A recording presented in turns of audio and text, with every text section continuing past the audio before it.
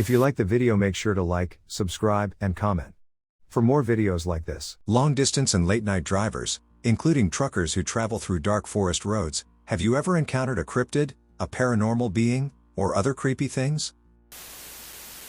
One of my Native American friends from the Navajo reservation told me that if you drive on the res at night, you should turn your rear view and side mirrors to where you won't be able to see out of them. This is because if you look in them at night, you'll see a skinwalker in your back seat or running up to your car. There's also this long stretch of dirt road in SWCO called Skinwalker Road. Usually poachers will take deer/elk there and skin them, leaving the carcasses on the side of the road, which is creepy in itself. My friend and his two friends were driving down it when he looked out the window to his left, and there was a dog running alongside the truck. He looked at the road for a split second before looking back at the dog and seeing half of its face had rotted away. When my friend and I were riding up in Mesa Verde, we went through one of the tunnels with no lights. While we went through it, you could see pairs of tiny white dots pop up everywhere around the tunnel. When we got out of the tunnel, we looked back and didn't see any lights. I think I have more stories, I would just have to sit down and think about them. Lamau. I was stationed at Camp Pendleton in San Diego, California. On 72 and 96-hour Liberty, I would travel to my home up north. This took place somewhere on the Grapevine as I was heading back on one of those trips. I had a terrible habit of arriving just 30 minutes to an hour before formation after these trips, so it was probably between 1 and 2 a.m. around the year 2001. I was traveling southbound on I-5. Not sure where exactly, but the northbound and southbound lanes were divided. I was traveling around 80 miles per hour in the fast lane, with no other cars around. I entered the area, and there was what seemed to be either fog or scentless smoke. I noticed a reddish glow in between the NB and SB gap. Similar to what I imagine a brush fire would look like. The glow was around what looked to be a factory. It reminded me of a factory in the early hours in San Fran when the fog surrounds it. I didn't think much of it, I just figured I'd never noticed it before. And looked back to the road. There in front of my vehicle, about 2 feet off the ground, was a child-sized creature running in front of my vehicle, about 10 feet in front of the bumper. I braced for impact, but none came. It started to turn and look at me over its shoulder while maintaining the pace of my vehicle. I glanced down at the speedometer, and I'm pretty sure I was doing 83 miles per hour. When I looked back up, it turned its head forward again. The thing ran at an angle upwards into the sky and disappeared. There was a sound of a horn. Not a car horn, but maybe like a rig but deeper.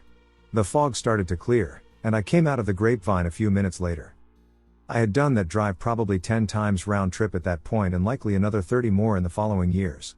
It was the only time something like this happened, though, and I still keep my eyes peeled every time I go through there.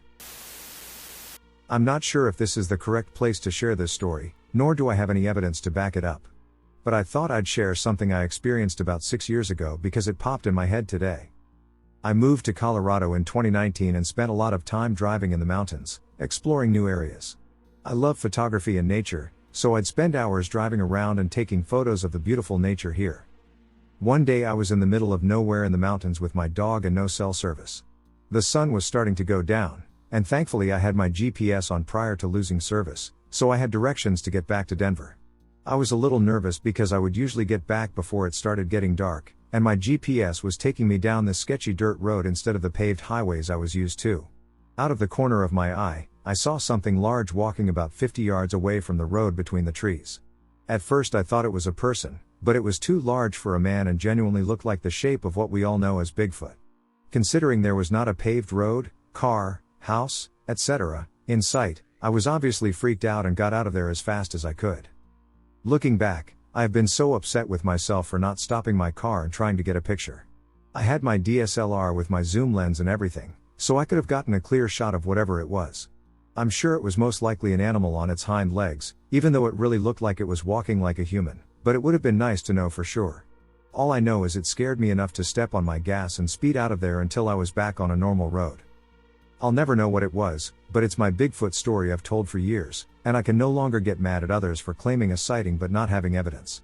I didn't believe in Bigfoot before and don't necessarily believe now, but it has stuck with me ever since. I had something very scary happen today. A little background, though. Before today, I've had feelings and stuff come and go about possible supernatural things, but I've always wanted to see something more definitive.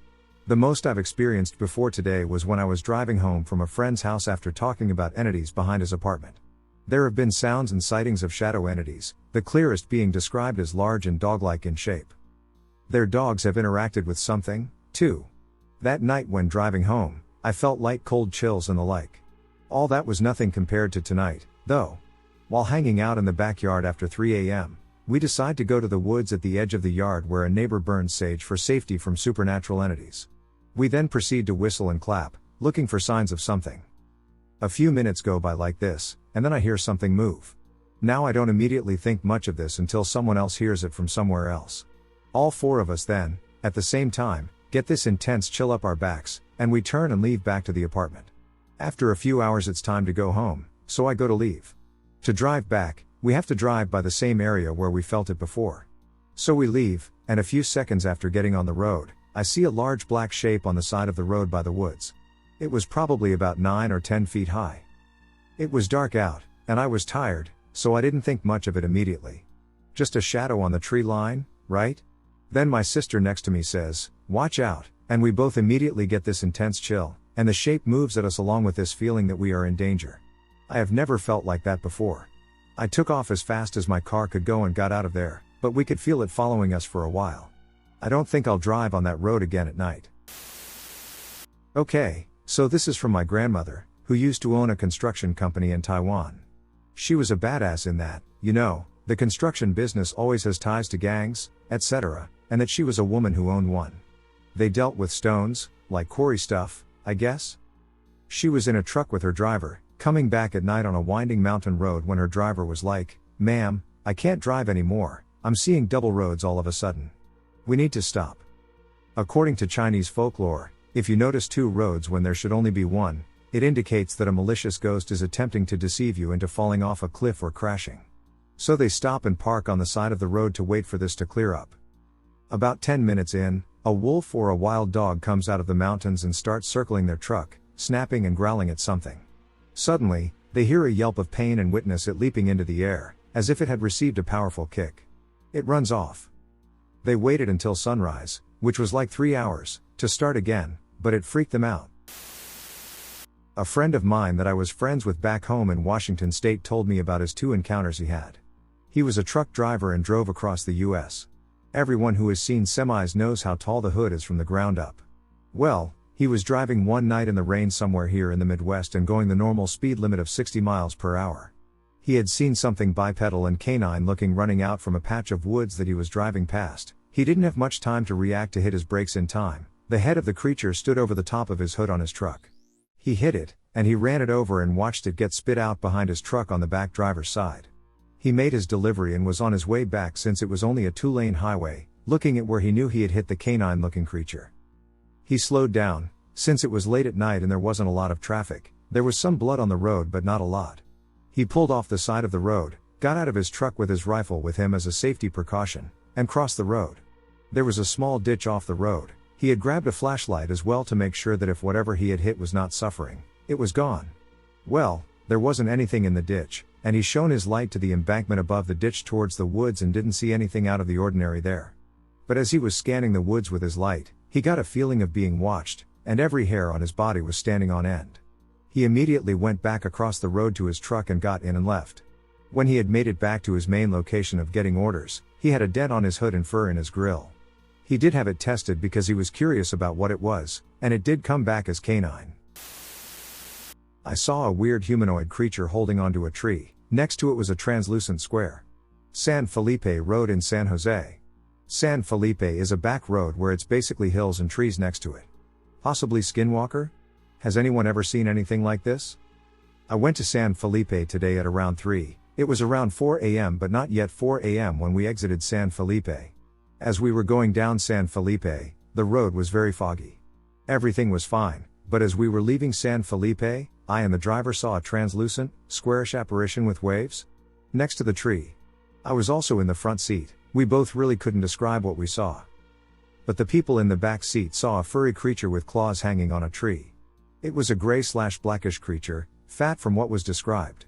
The creature was also seen by multiple people before, but no one could ever give a clear description of it since they had never seen anything like it, but it looked humanoid. From other times they saw it walk on 4 legs, and it was fat/thick but definitely not bigger than an adult human. So when we tried to go back to look for it, it was no longer at the spot we saw it. Mind you, when we saw it, we booked it and left hella fast because we were all shitting our pants. But I kid you not, when we went back to San Felipe, the fog was mostly gone. I think there's definitely something going on at San Felipe. Also, take the depictions of the translucent square and the creature with a grain of salt. Everything happened so fast that when we saw it, we panicked and drove by very fast. But we definitely saw something by the tree, and it's never anything we've seen before. Definitely not a monkey, since monkeys don't live around here. And it was able to fully grasp the entire tree, and it was a big ass tree. Also, I live near the area, and once I heard a shriek from there. My friends also heard a woman's loud scream from there. Is there something bigger going on in this road? This road is very close to a residential area but doesn't connect to anything and has been the site of many paranormal activities. Is there something bigger going on? Apparently there have been people in black cloaks. Now that I live near a road, I'm terrified. Will I be okay? I know this is not just me because things have happened to me with other people in the car that neither of us can explain. Let me keep this short without doxing myself. I used to live in Chittenden on a road for my whole life and always felt uneasy. I just could never know just how real that feeling was until around last year when the first encounter happened. I was driving up my road a piece from where I live to this peaceful outlook where I and two other friends stopped to smoke like we have before, and as we got there, about 5 minutes in, after an eerie silence from all of us, something knocked on the window 3 times, and I was in the back. I knew it wasn't them. But we all got the hell out of there and tried our best not to talk about it and forget about it. After that, I was going up my road just because with my GF one time late at night around half months ago, and we saw something shapeshift from invisible, and it kept flickering with eyes, but it was tiny and no shadow to a black small shadow, and it just kept warping before our eyes until finally we were passing the thing, and it turned into what looked like a blackish gray wolf at the last second and dashed into the woods as my car went by. We weren't scared, and we hadn't put it together yet what had happened. But I got us down the mountain without my GF being scared, so I guess good on me.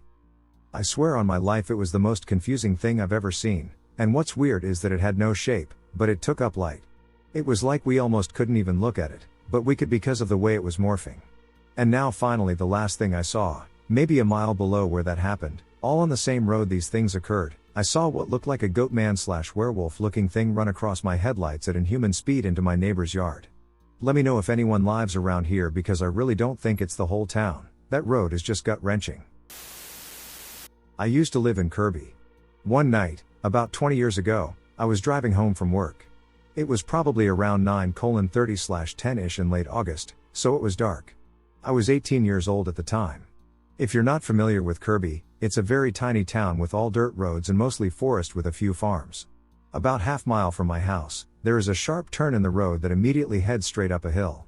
As I approached that turn, I had to apply the brakes forcefully. There was a creature in the road. It was the creepiest thing I had ever seen. Being raised in the woods, I was familiar with a lot of wildlife, so this was different. I swore I was staring at a chupacabra, and it was just staring straight back at me. After a few heart-pounding seconds that felt like an eternity, it casually sauntered into the trees. Once I got to my house, I ran inside. I told my family what I saw, and my mom told me that she swears she saw Bigfoot in the same spot years before but didn't mention it because she didn't want us to think she was crazy. She said she's been frightened of that bend in the road ever since. Looking back now, I'm pretty sure I saw a coyote with mange, but that thing was creepy. So this happened a couple of months ago. I was driving from Philly to the Wildwood/Cape May area after a concert one night, feeling really depressed and just feeling like I didn't care what would happen to me anymore. I'm okay now. While driving, I used Waze to get there. I had never made this trip before, although I've driven to Philly and Wildwood up from North Jersey many times, and it took me on Route 55. It was a very dark, windy, tree-lined road for several miles at one point, and I just kept thinking how dangerous it was.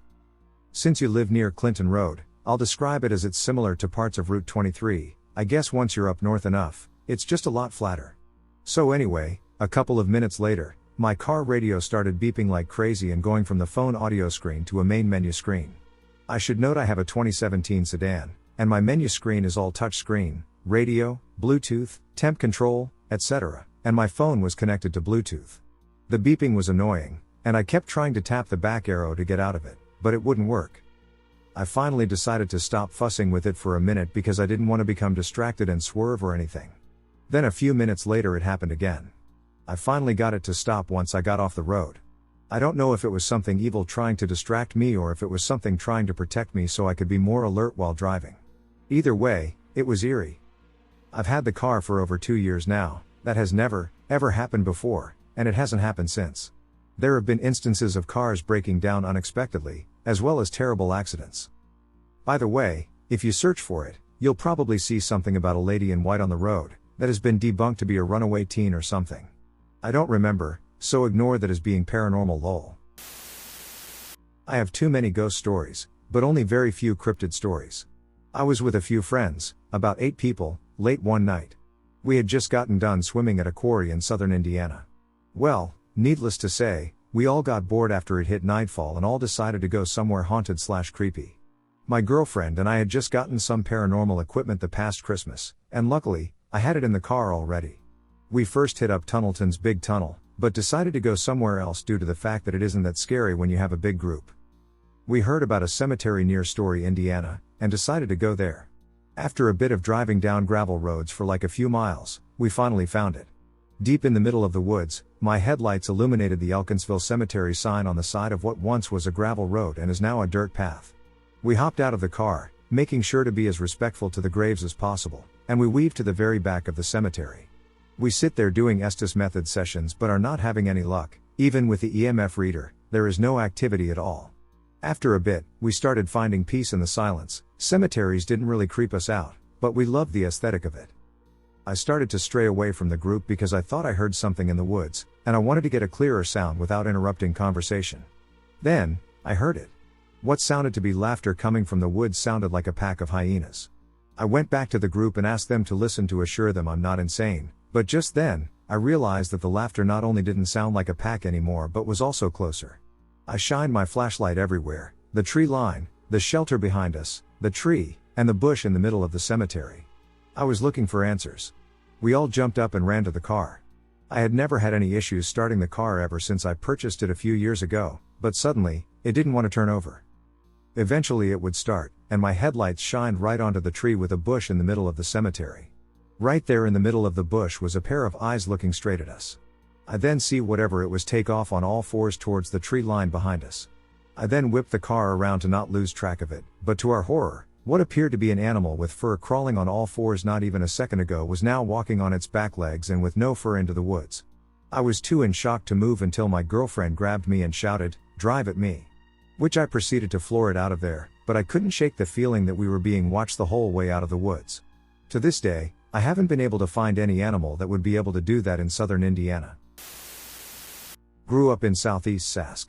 There is some creepy shit when you drive back roads. Go around areas marked by Roche Percy. It's a beautiful village, but legends of skinwalkers haunt the rocks. I love going there in the day because it is beautiful, but at night you feel like you are being stalked.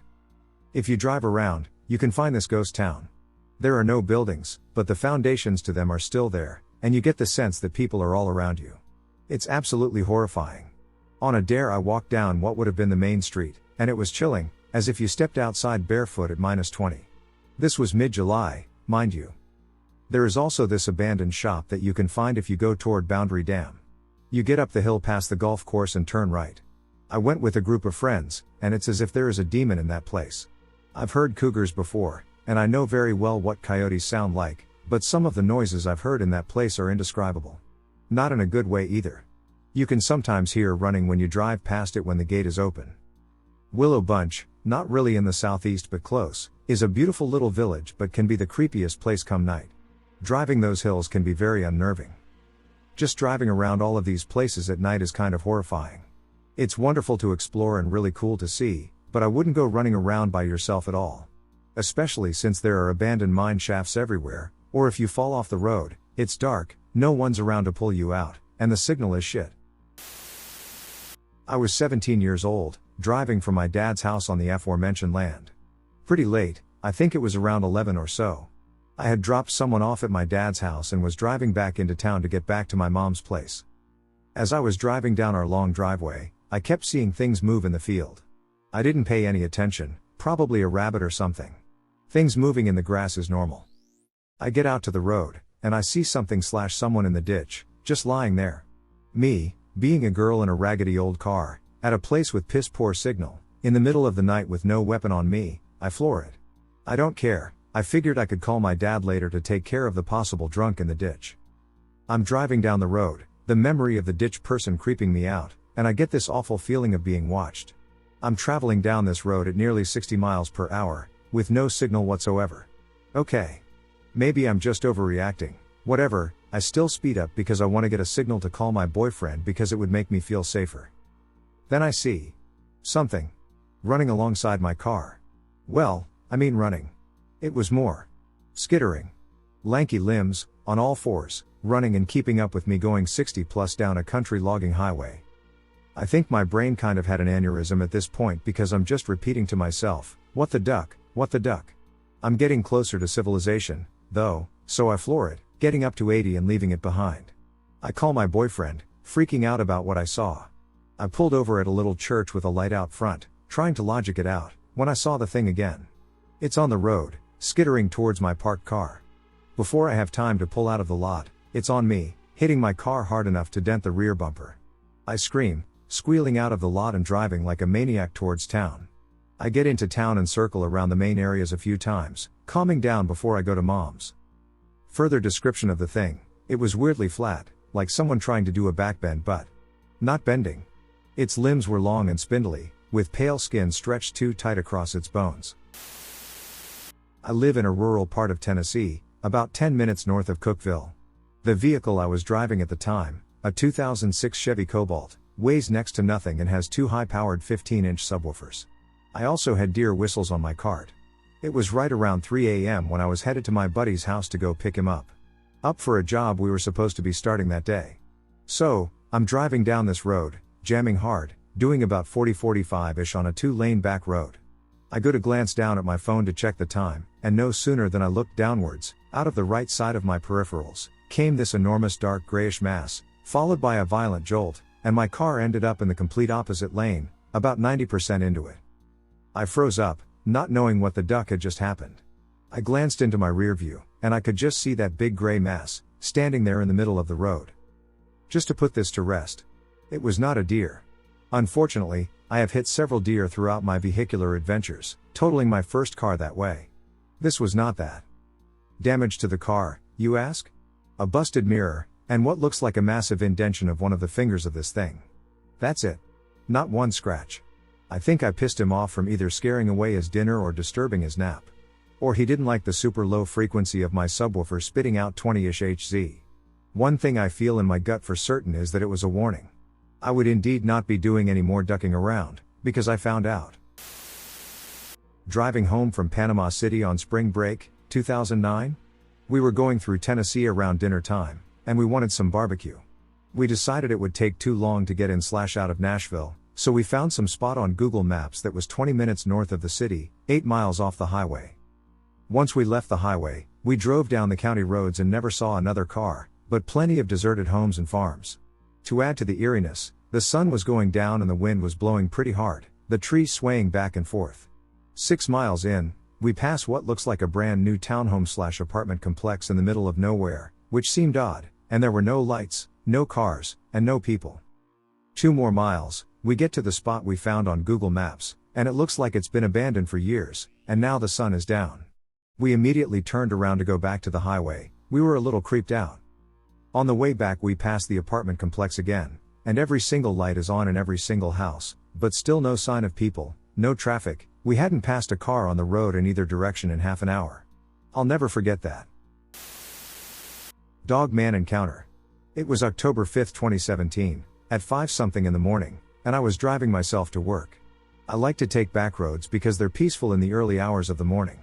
I was a few years fresh out of high school and had never heard of Dogman. I remember it was a full moon, so the semi-harvested cornfields were illuminated, and I could see all around me.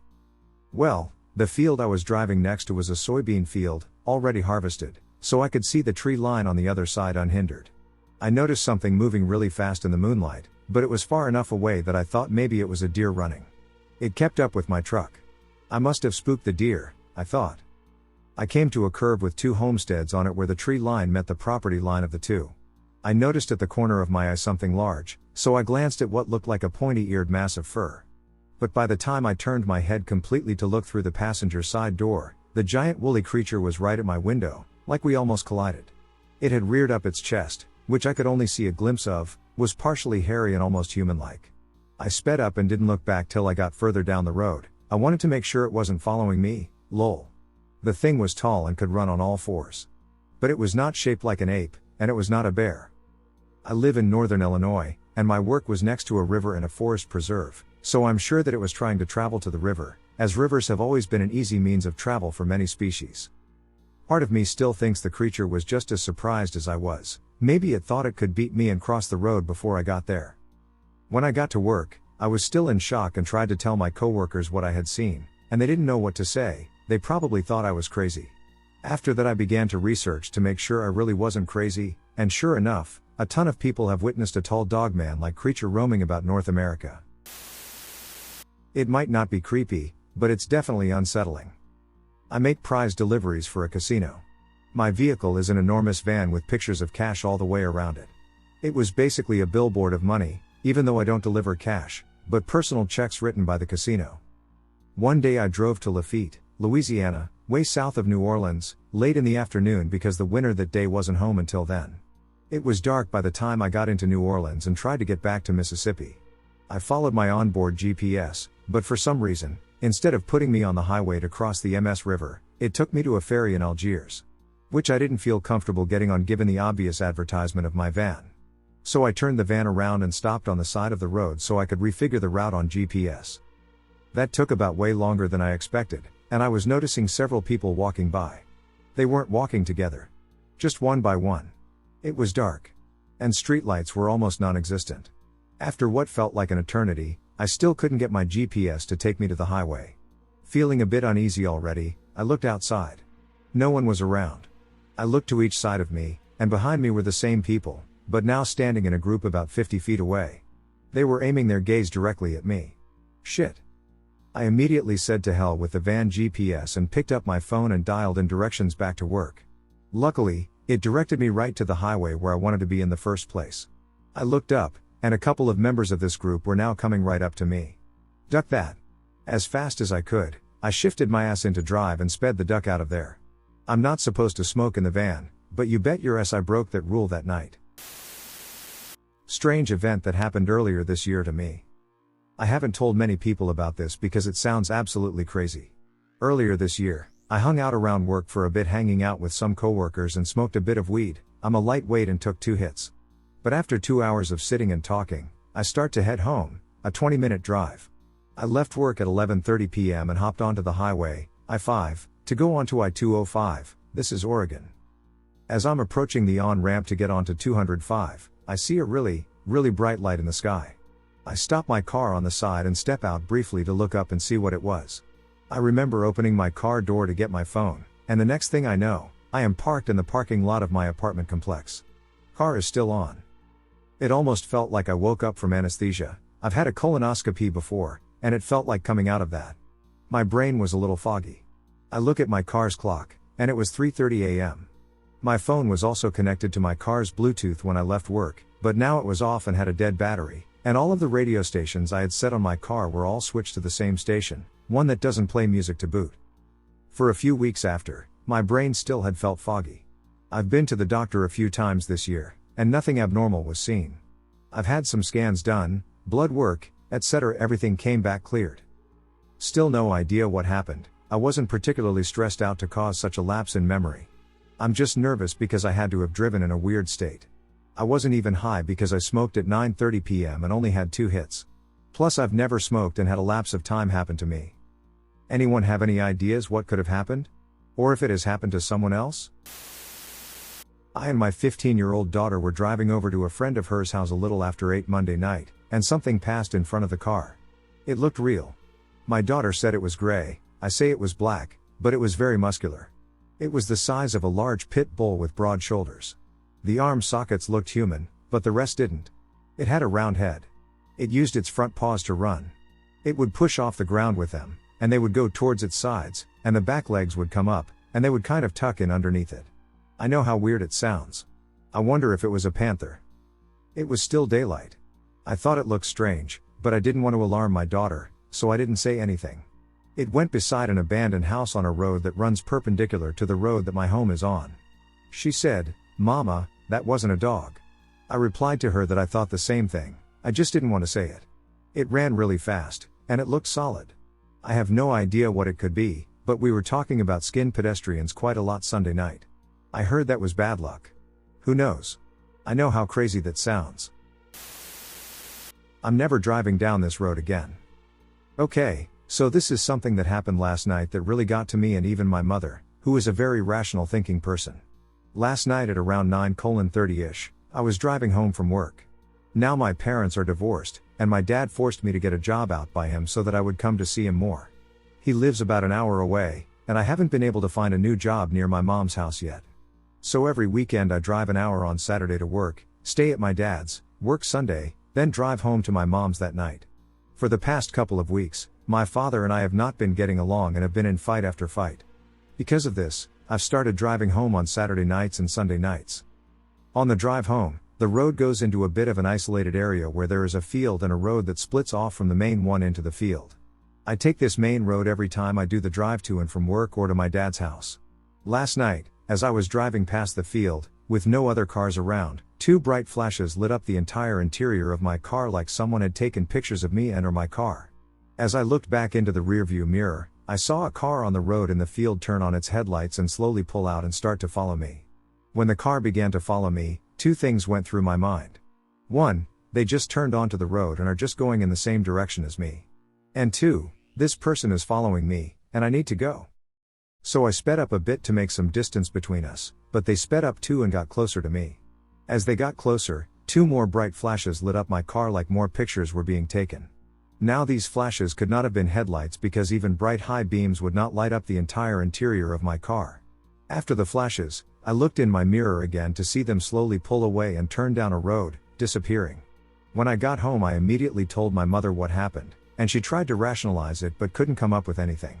We eventually agreed that, 1, this person or people could have been tracking my routine, as I take that road every weekend and some weekdays, then taking pictures of me and my car to then possibly kidnap me. And 2, I am never going to be taking that road again, especially at night. So I'm 40 now, but this happened almost 20 years ago. I was born and raised in the Florida Panhandle, and that's where this happened. It happened on Contet Road right at the bridge crossing Escambia River on the west side of the bridge. It was around 2:30 a.m. The area is more built up now, but back then it was just a long road with no street lights. If you look it up on Google Earth, there is a wildlife management area, and the river runs all the way to Pensacola Bay going south, and if you also look on the map, the heavily wooded area around the river runs all the way north to a Georgia and Florida National Forest. As I was coming down the road heading west, I saw something on the driver's side of the road in the distance. I had no idea what it was, it looked like an animal of some sort. As I got closer, I didn't want to hit it if it tried to cross, so I stopped about 100 feet away from it. When I stopped, it started to move on all fours diagonally across, but as I was looking at this thing, I was in shock at how large it was, and it was oddly colored for any animal in the area. There are black bears in the area, but this was much larger, and it was a dark, dingy gray color fur. As it crossed the road to my passenger side, it stood up, and I have never experienced this level of emotion ever. It was like a primal type of fear/shock. I couldn't believe what I was seeing, but I knew I stood no chance against this thing if it decided to attack, and it was just standing there looking at me. I'm frozen because I'm looking at a werewolf. It had to be at least 7 feet tall, 600 pounds, plus glowing orange/yellow eyes. When it disappeared into the tree line, I stomped and got away from where it was as fast as I could. I didn't talk about my encounter for several years and finally started talking about it. I looked and looked, and the dogman is the only thing it could possibly be that I could find. It's been a while since it happened, but I thought I'd talk about it to see what y'all think. I'm currently unemployed, waiting to leave for boot camp in mid-November, but unfortunately, bills still have to get paid, so I've been doing some Uber Eats to get by for now. The experience in itself has been eye-opening for me, especially tip-wise. The amount you get from a 40-minute trip is insane, not in a good way. But either way, I had a trip to go to a Mexican restaurant that surprisingly wasn't that far away from my house, about 2 blocks away. While I was waiting for the order to get ready, I thought I'd give my dad a call since we haven't spoken for a while. Every now and then I forget to check up on people, which I feel guilty about, but anyway. While I was still waiting for the order and talking to my dad, I had my window down to let some air inside my truck, when all of a sudden I started hearing someone yell for help, but what was weird about it was that it wasn't much of a cry for help, but more of a calm yell. They kept yelling for help repeatedly, help, help, help. I had told my dad about it over the phone, and he kind of just chuckled over the situation and nodded it off, but it worried me that someone actually needed help. And with me being somewhat familiar with the area, I knew there was a ditch in the other side of the road which was behind the restaurant. You'd think other people would also hear the yelling, but every time someone was walking into the restaurant, it was like nothing was happening. When my order rang that it was ready, I hopped out of my truck, but before I got the food, I decided to check if anyone was in danger before I went inside, and as I started walking to where I'd assumed the noise was coming from, out of the corner of my eye, I saw a man who was sitting on a curb beside a building that was next to the ditch. From my point of view, I didn't think he was the one yelling for help. More or less, he was a man that was smoking one up. Also, I'm a little blind, so that didn't help either. When I heard the yelling, I couldn't see his face as much, so I assumed it wasn't him. But as I kept walking, I realized it was him, and not only was it coming from him, the yelling was getting more desperate the closer I got. As my vision cleared a little, I also noticed he was facing me, as if desperately waiting for me to take the bait. A sense of chills went down my spine as soon as I realized, so right there and then I turned my ass immediately back around, not wanting to see what that was about. I was still on the phone with my dad throughout the whole thing, so at least had some sense of moral support. As I started making my way back inside the restaurant, the yells for help started turning into cries, as if pleading for me to come back, but I didn't want to take any part in that. I've seen movies before, and that's how they get you, so that's a no for me. As soon as I got the food for the order and went back outside to my truck, I noticed that the yells were gone. I was still curious whether or not he was still there, so as soon as I hopped in my truck, I drove around the corner to where the man was originally, but he was gone.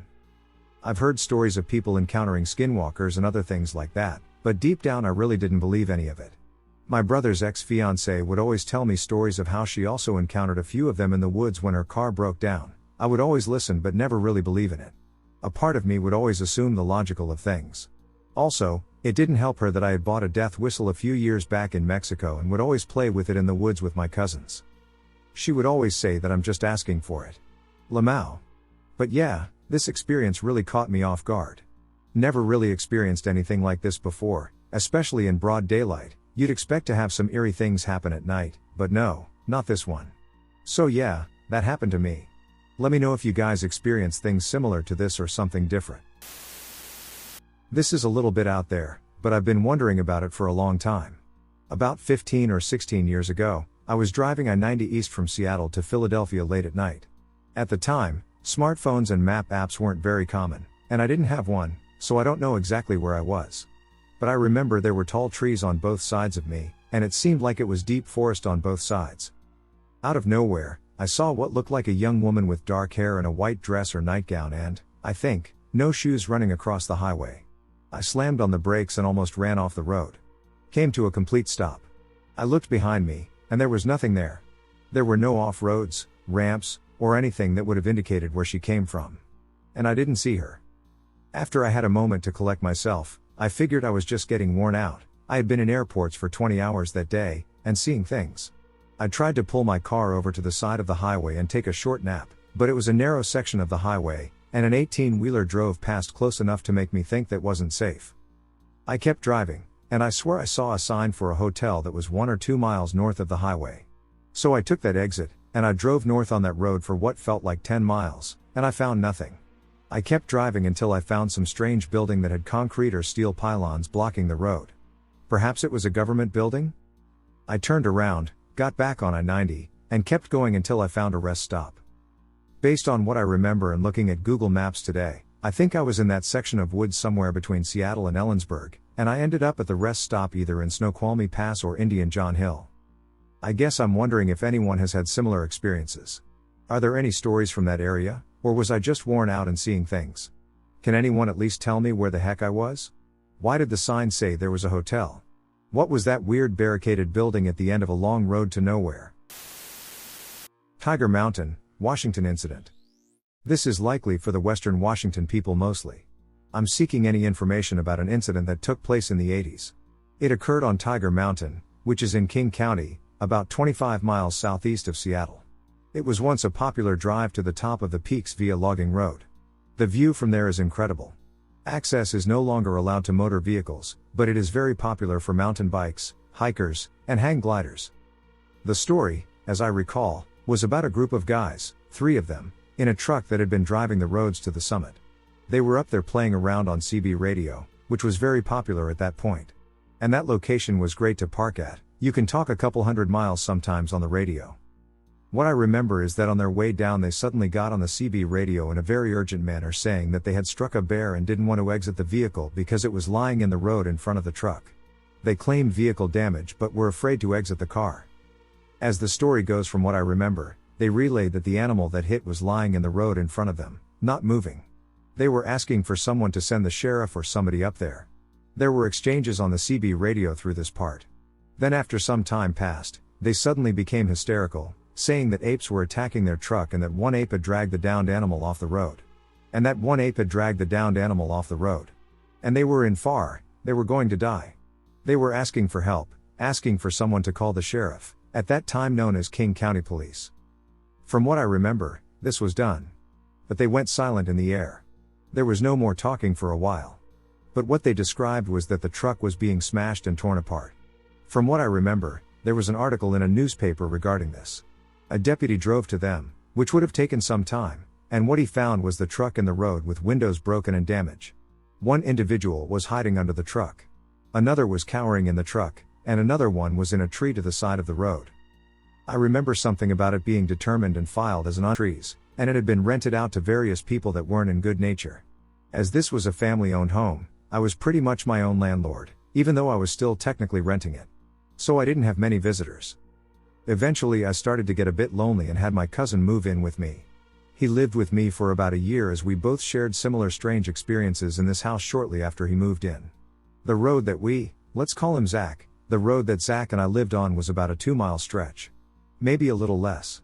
The oak branches curling over the street with the moss hanging down, making it seem like a tunnel almost. No one ever seemed to walk the road very much. Only a few teenagers on bikes would pass by from time to time, so it was very quiet. One evening I woke up to an owl making noises that sounded as if they were coming from above my house. I had never heard an owl before, so I just thought that was interesting. I eventually made my way into the living room after listening to the owl for a while to find Zach playing his Xbox in the dark, looking kinda bored. I suggested that we go out for a late-night bike ride. We ended up riding down to the gas station outside the neighborhood to grab a couple of things and headed back to our street. I decided to start riding really fast as Zach did the same. As we were zooming down the road, a dog suddenly ran out from the woods towards the direction we were headed. We both watched as the dog seemed to be running in slow motion but at the same time, a little faster than us. It was running as if it was crippled as well with a limp. As we watched this dog almost glide run, there was a shadow cast by a trash can. It just simply vanished into the darkness cast by the shadow. I suddenly said, "Did you just see that?" Zach said, "Yeah dude, that dog just disappeared." We were both pretty shocked at the incident and highly curious. When we got to the house about one house down from where this occurred, we started to wonder. We had a rotten pork chop saved for a dumb experiment that we were going to try and had the idea of baiting whatever the heck that was in for a closer look. We took the pork chop, with gloves on, and walked down the road without the bikes this time. We started to whistle and call for the dog, but it never came. So we decided to turn around. The moment we turned around, we noticed a loud motorcycle turn onto the road with a huge headlight. I ended up turning around a couple seconds later to find that it was someone on a bicycle riding zigzag down the road toward us. My stomach dropped, and an overwhelming sense of dread sunk deep into the pit of my stomach. I turned to Zach and said, "Don't run." Zach immediately looked behind us and just bolted it. I continued to walk normally, even more petrified now that I was alone. As the bike got closer, I started to notice the features of the man. He had no hair and a strange bulky coat. As he finally started to pass me, he turned toward me. He was extremely tall, and he smiled at me with the most grim, largest smile I've ever seen in my life. His eyes as round as golf balls. He had the look. Almost like he knew what we were up to. What we were trying to do. As he passed me, I was already at my house. I ran inside and started to look up information. It sort of fit the description of a website talking about hellhounds and how they guard sacred pathways. Could that old street have some kind of a strange past? I have always wondered about this strange experience. It pops into my mind from time to time. I just have no reasonable explanation for this. A little story my uncle told me once. My uncle, aunt, and and my cousins live in Utah, like 2 states over from me, California. They drive around a lot, especially for family reunions. My uncle often tells all the kids, and everyone else, a story when we go camping, mostly since someone usually wants to hear it again. He was driving back home alone one night in the summer. He knew the area well and wasn't worried, but he was still kind of creeped out from, well, driving alone at night. He was in a long road of that sort of sparse, desert-y area with the bushes and hills. My uncle then heard a weird noise, like a chirp or something. The way he described it was the first part of that he that Michael Jackson makes, without the second he. It sounds very ridiculous, I know. But unsettling in the cold, dark outdoors. And it seemed clear enough to not have just been a creaking of metal or something like that. Obviously, he got a little weirded out by it. He's a lively, tough dude in the company of others, but he hates being alone. My uncle heard it somewhat far away. But then he started hearing it again. It was almost ramping up, getting faster. It was also getting slightly louder. My uncle realizes that this meant it was getting closer. He sped up, but it continued to get closer. He looked to the left outside his car and saw something running almost parallel to his truck, pretty far off the road and inside the bush area, upright like a tall, skinny human. He said it was brown and furry and just bothered him. It wasn't horror movie monster scary, but it was something's wrong scary. He heard the moving of leaves. The noise was now basically constant and sounded different, like a person sounds when they are exhausted and speak every syllable in one breath of air. The animals sort of faded into the plants. But the noise started to fade, like a train on the tracks that approaches and then passes you. The sound faded out. The thing was, though, he didn't feel any less scared, since now he feared it was in front of him and that he would see it clearly on the road. But nothing happened for the rest of the ride. He usually clears out the night with his story. Camping stories are fun, but they're sort of harmless. This one gets everyone creeped out and thinking, something that wouldn't have gone away if he told the story earlier. Don't know if this is a skinwalker story, but you might enjoy it anyways. Houston, Texas, on the Eastex Freeway, southbound, a couple of miles before the Little York exit. I was driving. My husband was the passenger. It was October 2023, around 6 to 7 p.m., already dark, and heavy traffic was flowing along at or above the posted speed. We were en route to a store called Mi Tienda to purchase Mexican-themed candy and decorations for our son's Dia de los Muertos school project. We were just chit-chatting about nothing in particular when I heard him suddenly gasp in alarm. I glanced at him and saw him bracing as if for impact and turned back to the road in time to see something I still have trouble explaining. It looked like an enormous black block with rounded edges. It took up the entire lane. It seemed to be slowly drifting, or floating, down in front of our truck, directly in our path. It took up the entire lane and was as wide as it was tall. Instinctively, I swerved into the lane to my left, knowing already that it wouldn't be enough. I was still bound to clip this big-ass black cube. Worse still, the vehicle behind me was bound to hit it head-on. But nothing happened. There was no crash, no braking, no resulting chaos. I kept glancing in my rearview mirror for a glimpse of the enormous black block, but it was nowhere to be seen. What was that? We both asked simultaneously. I exited the freeway and pulled into Mi Tienda's parking lot and quickly parked, but we didn't get out right away. Where did it go? I asked. Did you see what happened to it? My husband looked troubled as he shook his head. I'm not sure what I saw. He admitted. I sighed.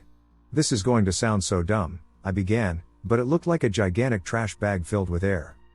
He laughed. Yes. That's what it looked like. But it was too big. So big. We sat there a while longer, with him explaining that when he first saw it, he thought he was going blind because the foreground was disappearing. He said it was like a curtain falling, then he realized it was an actual object. Then he realized we were going to hit it head on. But we didn't hit anything, and the vehicles around us didn't seem fazed.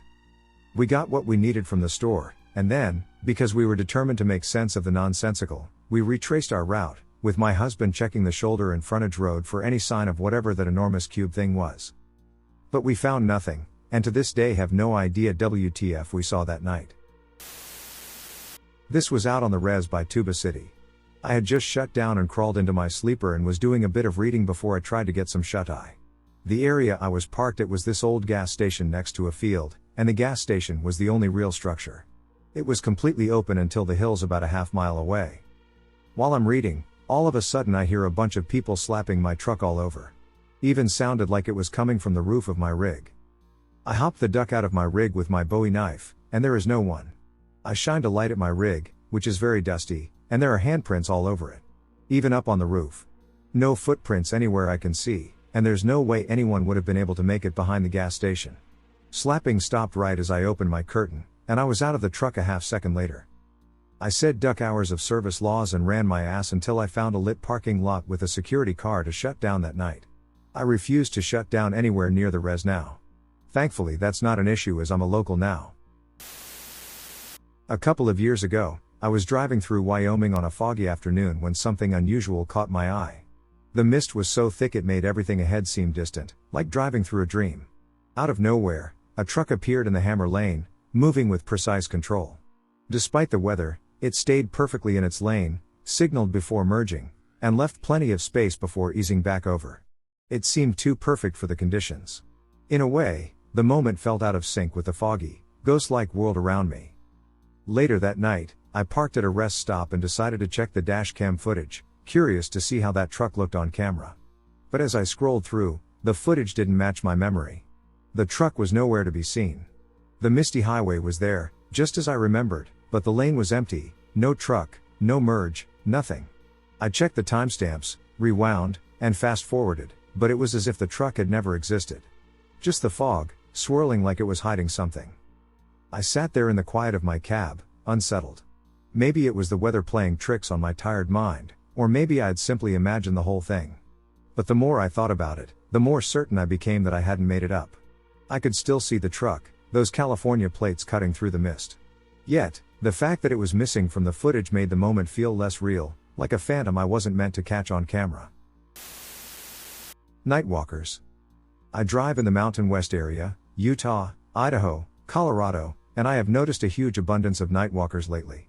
In the last 4 months, I've seen 6 of them on I-70 between Green River, Utah, and Grand Junction, Colorado.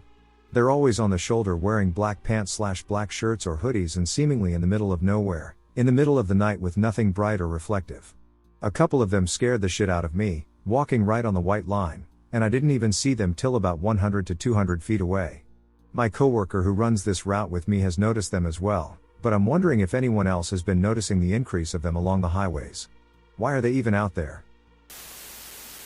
I was with a friend in her truck, and we were driving home on a winding mountain road in the western NC Appalachians.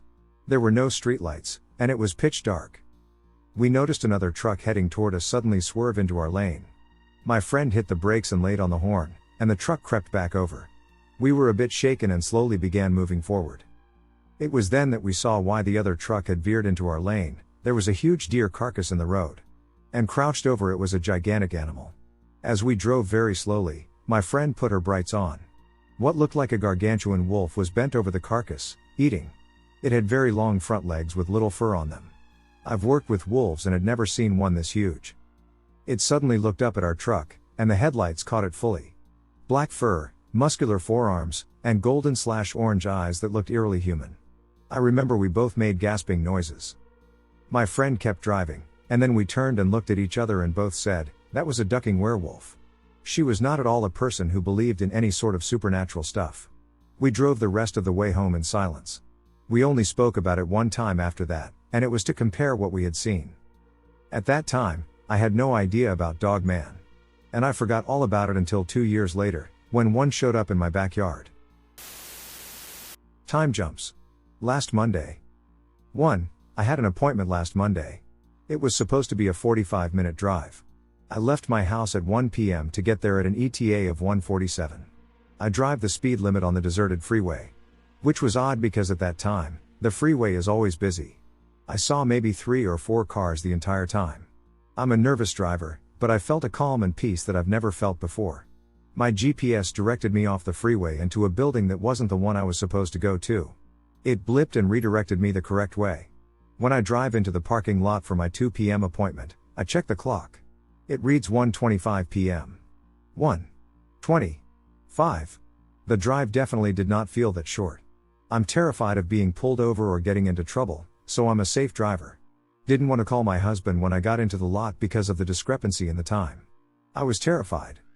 Skip to the next day, last Tuesday. 2. I drive 3 teenage boys to baseball.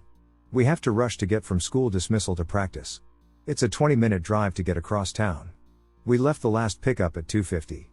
Practice starts at 3 p.m. My GPS gave us an ETA of 3:10. As with the day before, I felt unusually calm and peaceful. We drove the speed limit. No cars on the road, didn't hit every light green, and arrived with 8 minutes to spare. The boys were spooked. They kept asking how, but didn't talk about it. When my son got back from practice, he just said, "That was weird. Right?"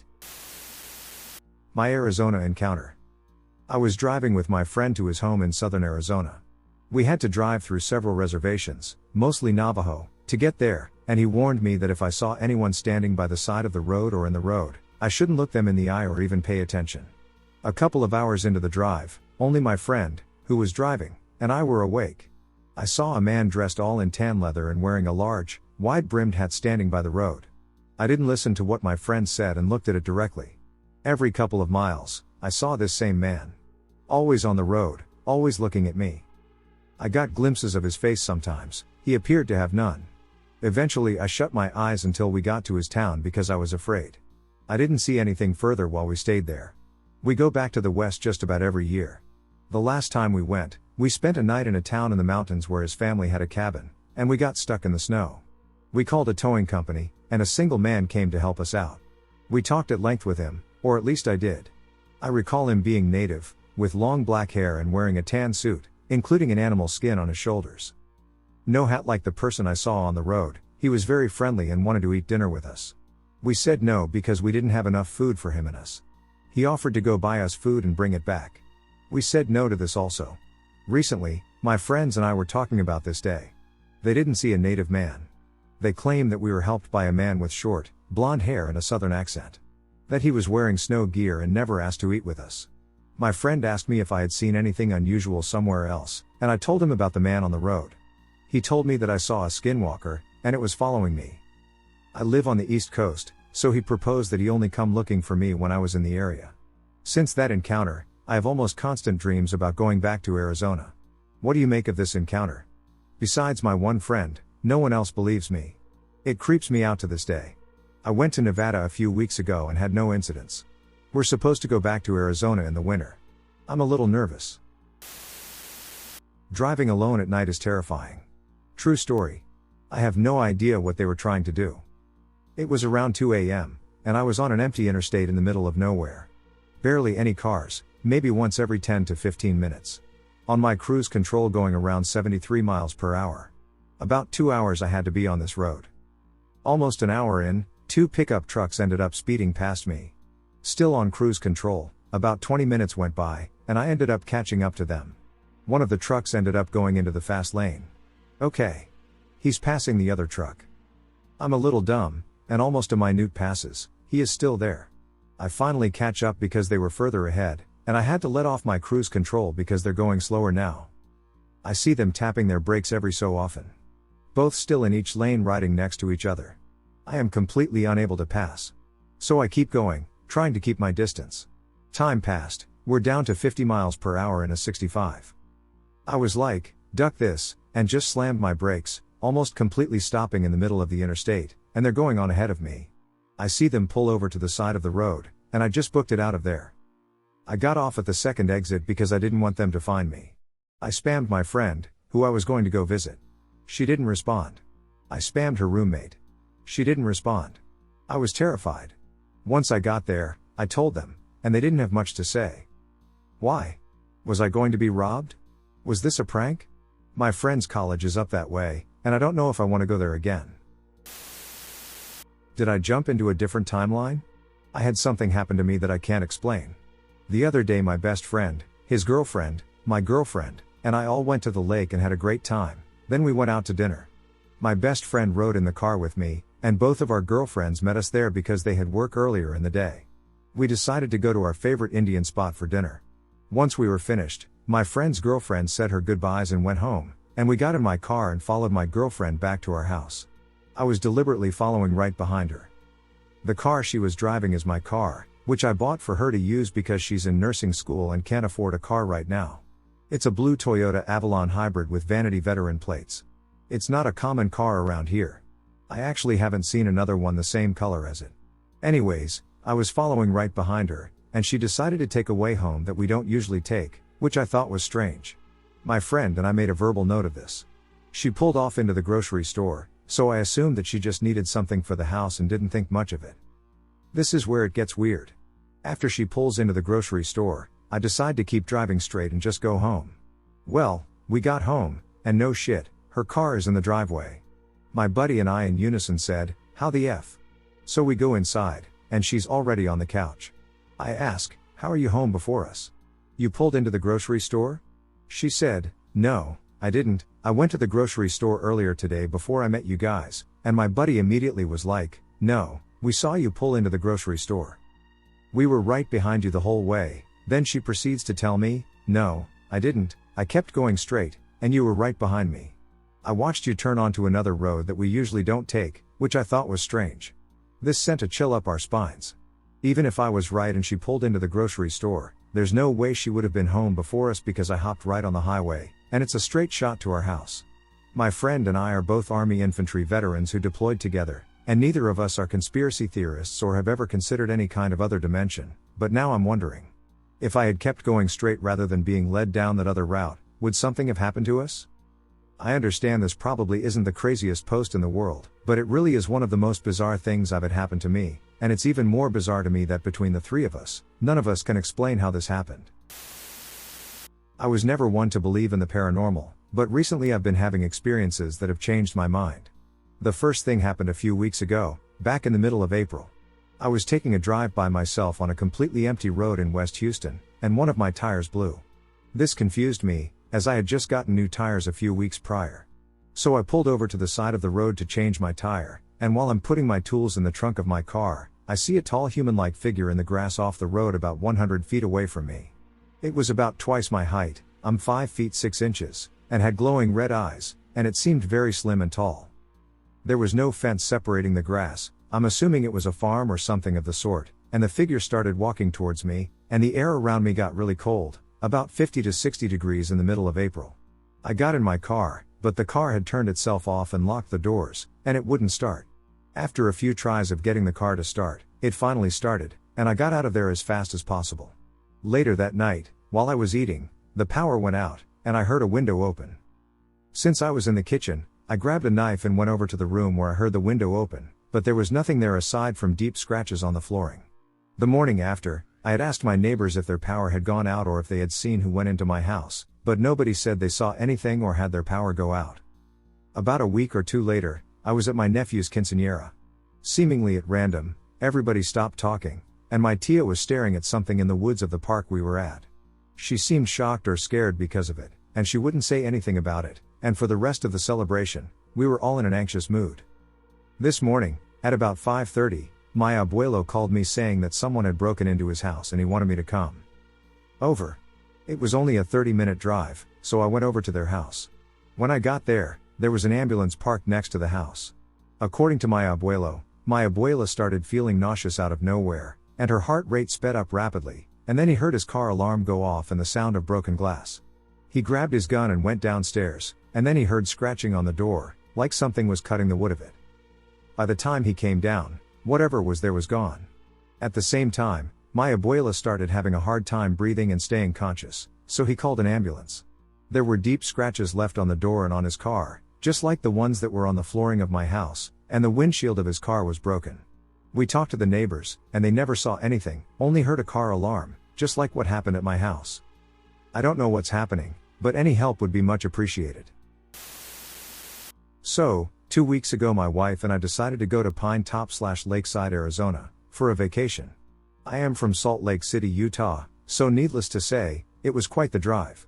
I have always been familiar with the native cultures, having grown up here, so I was familiar with the areas I would be passing through.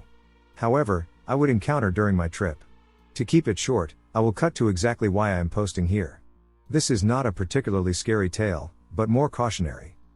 The levels of strange encounters begin without an encounter whatsoever. During our trip, the moment my wife and I were near the Oz-UT border, she developed a terrible and wretched migraine. I had to pull over, as the car motion was causing her sickness. After aiding her, we had nowhere to go but forward.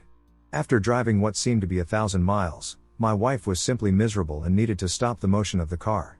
I had to piss like a ducking racehorse that had been running on nothing but Gatorade and water for nearly 10 hours. So I decided to pull over at this little gas station, I won't say where for the sake of offense. I see my wife is ill, and I am already super creeped out by driving in this eerie, desolate area, so I instruct her to keep the car running and lock the doors. I run inside this stop. To the center/right of me is the clerk desk, the bathroom is down a narrow hall to the immediate right. I follow the signs, and as I am nearly at my destination, I am overcome by this unyielding sense of dread and fear. At the end of the hall is a woman. A very aged woman, well within her 70s, clad in a shawl, tattered clothing, and some sort of animal pelt, possibly coyote. As I approach to turn the corner, she stares at me. White eyes. Solid, white ducking eyes. I hit the poo-poo, 20-second piss, and hand wash, and I am out of there. She was gone. Vanished. The people inside all had this sense of dread, moved slowly, and spoke carefully amongst themselves. They were like this when I walked in, but I had assumed it was simply because I was an outsider. Right before I was ready to leave, a woman walked inside and said there was a baby horse that had been hit by a car and was dead/dying on the side of the road. She told the clerk to call someone for help. I left. Got in the car so fast and took off. The horse that was hit was about 5 miles from where I had just come from, and I had not seen it. Looking down the road, I see a dead horse. The opposite way of where I was. A stray dog is feasting upon it, and by this time I had slowed down to a crawl as the desert mirage can play tricks on hot asphalt. Second ordeal, the dog. This dog had weird eyes. This dog had eyes as if it was your own, and for a brief moment I lived within it and it within me. It watched me carefully, as if time and space itself were frozen. My wife was asleep and in a state of stupor while I faced this wretched thing alone. I have never felt more alone and isolated. We arrived at our vacation resort in Pine Top. I would not hike, walk, stretch, or stop on any native land. We left early in the morning and hauled ass with a full tank through the 191. Never stopped. Great. I made it home. The very night I had arrived, I fell asleep after a small barbecue I had for my wife and me. The dreams hit. Dreams of masked men in pelts, changing into otherworldly creatures. I had these dreams while in Oz but assumed they would stop. After the third dream, with no sleep at night, I contracted a spiritualist to cleanse my home. Sage, totems, etc. The dream stopped, and I began to sleep. All seemed well, until a few nights ago I saw a stray dog. The same yellow-eyed beat I had seen on the road, but this time it was across the street. We'll keep you posted. Notes: the area I was in is just simply terrifying as it is beautiful. Do not get sucked into it and be lured into something worse. Do not stop. Keep going. Did we see a ghost? So, late one Wednesday night, I was riding home with my mom. This was in a small town in NC. I now live in TN. It was raining pretty heavily and was dark, so I was already semi-creeped out. I was always a paranoid girl. So Mom and I are just talking away, driving down a 4-lane. On this particular road you would pass a trailer park, a small abandoned store, a nail salon/dance studio, and an abandoned bookstore. Anyway, we pass the old bookstore, and my mom gets silent and pale. Did you not just see that? She turns around before I could even answer. My first thought was, please don't go back. I didn't see what she saw, and by the way she was acting, I didn't want to see it. So she pulls into this road and turns so that we're facing the bookstore. My heart stopped, and I felt like my stomach was in knots. Right in front of us, across the road, stood a woman with long black hair, a white gown, and bedroom slippers. In the pouring rain with no umbrella.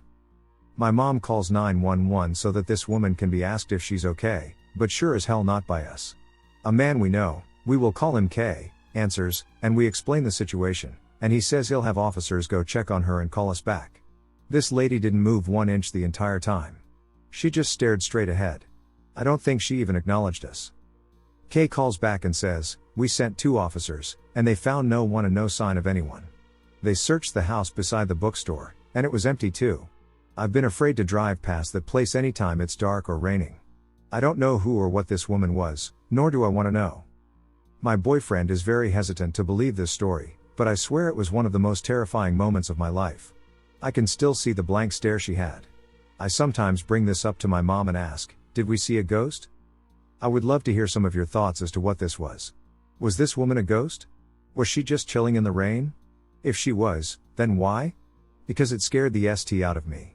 Like I said, The memory of this is etched in my mind and haunts me to this day. The feeling I got when I saw her wasn't the normal "oh, hey, there's a person" kind of feeling. It was more of an "oh crap, let's get the hell out of here" feeling. Also, this part is still blurry, but I feel like her hair was braided on each side. Maybe not, though. Either way, her hair was really long, and she just stood there. So calm. So creepy. This happened to me 8 years ago, but surely something I'll always remember. My grandfather had made it clear that I should never talk about what we've experienced and I should just forget it ever happened. But I feel like I won't ever let go of this memory if I wouldn't be able to release it. So anyways, I was 11 at that time. It was summer, and usually we visit our vacation house, which I'd say is pretty secluded. We don't have any close neighbors, and the house is literally in the middle of the woods. I never disliked going there, as it's close to a river with a waterfall. Which, by the way, looks straight up from the Garden of Eve. My parents let me to stay in the house with my grandpa as my mom and dad have a business trip, but I remember them promising they'll follow as soon as they get back from their trip. My grandpa picked me up around 2 p.m. in the afternoon. The drive was around 3 hours. Evening arrived, and we were just halfway through. Because of a major car crash, we were stuck in the traffic for a long time. We almost finished 10 radio dramas while waiting through the traffic. We were finally driving up the mountains, which means we're close to home, but the road is insanely dark and covered in trees. There are some parts of the road where it looked like we were driving through tunnels, as the tree branches were covering the sky. Then a loud thud broke the silence between the two of us. My grandpa had hit a big rock that was sitting in the middle of the road. Like someone intentionally put it there to cause inconvenience. This caused the car to smoke, and it turns out that our clutch overheated. My grandpa decided that we spend the night in the car, as he was very tired, and he's not very good at driving in the dark. I was also really tired, so I was ready to fall asleep. My grandpa said that he'll get his pillow and flashlight at the compartment of the car. I was listening to him move and arrange our stuff, and then I fell asleep. I wasn't sure how long I had been sleeping, but I got woken up from a sound of scratching under the car. Like someone has a rock and was writing something under the car. I was 100% sure that I was going to forget it and just sleep in. But as I wandered, my eyes saw a small dash of light on this dark-ass road. It was my grandpa facing a tree, pointing his flashlight into the total black of nothingness. I thought he also heard that scratching sound, and he was looking for it. I was about to get out of the car and call him. Call him to get back in the car because I'm scared shitless. But suddenly I noticed that his neck is unusually long. And has a patch of hair running through his whole neck. I knew something ducked up was going on, so I started observing and looking around the car. I panicked, and there I see my grandpa, covered in blankets, sleeping at the back of the car. I quickly woke him up and told him what I saw. He swiftly dismissed it, saying that maybe I was just dreaming or I was just tired. But I knew he was also scared from what I'd just told him, and he tried to stay calm so I wouldn't panic. Just a few minutes later, the scratches were back, and it got louder, and there were also thudding noises under the car. Like someone is smashing their hands under the car. I was panicking, my eyes were filled with tears where my vision was all blurry, and my head was hurting from all the anxiety. My grandpa heard all of it. This time he was awake and more alert. He said there might be squirrels or rabbits under the car. And he'll go check it, which I quickly opposed, as I had seen this stuff in horror movies, and it never goes well. And I was also terrified to be left in that car just for a second. As soon as he opened the door, the flashlight lit where whatever that thing I saw in the woods was. I was so ducking scared. It was lying on the floor, the light was facing our car. Then I heard the scariest sound I ever heard in my life. It was my mom's voice singing. But we both knew that whatever that thing is, it isn't my mama. The voice sounded disgusting and distorted. The voice was stringy, and it sounded like it was pretending and trying to imitate human language. The voice lasted for 1 minute, and the last part sounded so terrifying as it sounded like it was shrieking from pain but almost like laughing at the same time. He closed the door, locked all of it, and sat in the driver's seat. He was shaking. We shared eye contact. He was so pale and looked so ducking terrified. We were both sitting in pure fear and silence as the radio signal isn't that clear around that area. That night we drove back home, and he always told me to forget everything that happened and pray every night. Route 182. There's an old wives' tale about this stretch of road in Maine, Route 182, aka Black's Woods Road. Home to Catherine, the ghost hitchhiker, and the devil truck. Please excuse my writing, for I am still shaken to my core by my experience that happened 5 years ago. Now back to the story. The story of Catherine I'm not going to comment on, since there are shitloads of accounts and even shows that made episodes about it. What I'm going to talk about is much more darker. The devil truck. This truck isn't talked about much except by the old timers at the gas station called Tideway. When they first told me about it, I didn't believe it. Boy, I wish I would have before I left the store that night, but anyways. I thought, great, old timers telling me some bullshit since I just moved here. I should add that at this time I was a fresh deputy with Waldo County. So I grabbed an orange juice out of the cooler because they didn't have the Gatorade I liked. Told the old timers I'm going to head home because I had a long day shift, paid for my drink, and left. Here's the creepy part. I live on 182, so I started driving home normally in my take-home. I pulled out of the gas station and sped off. I set the cruise control in the Charger to 50 miles per hour and just started thinking about what I wanted for supper. About 3 miles after the gas station, a truck pulls out behind me. I didn't think much of it, except it was weird to see a 72 F-100 out on the roads this late. Then out of nowhere, about 25 minutes after pulling out behind me, the truck rams the back of the cruiser, sending me sideways.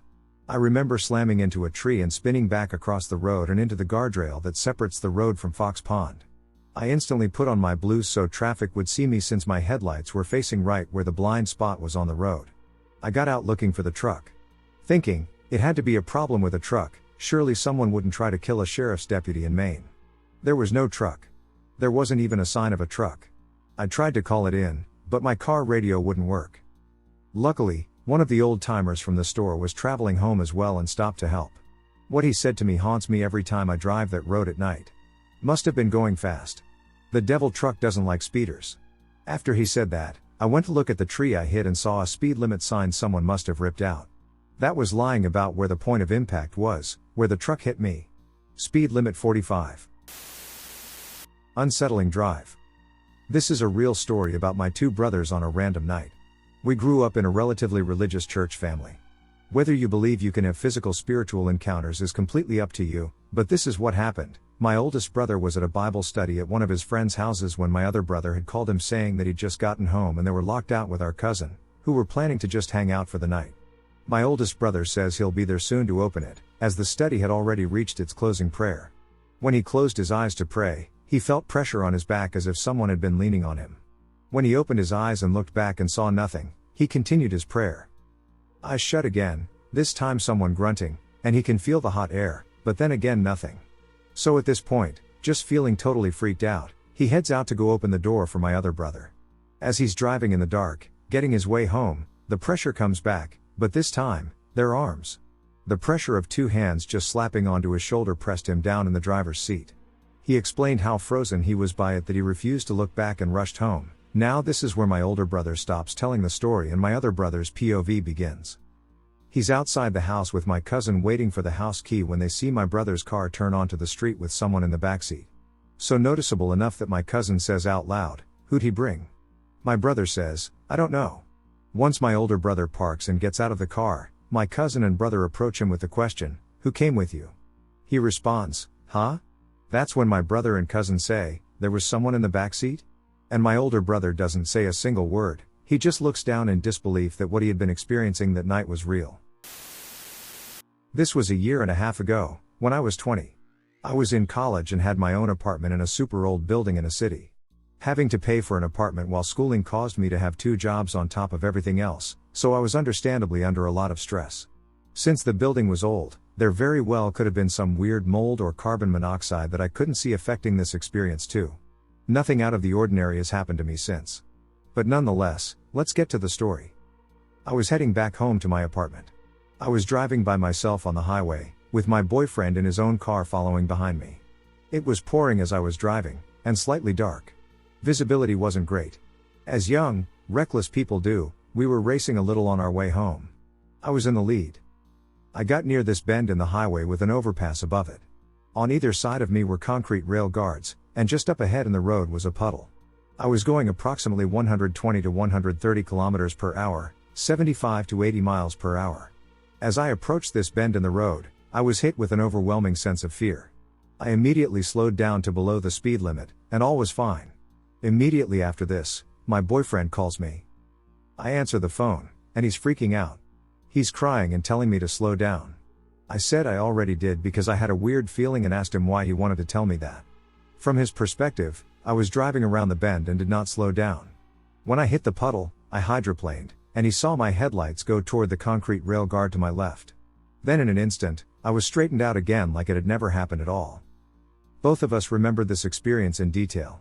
Although when we got home and talked about it, we chalked it down to a weird coincidence and maybe too much stress.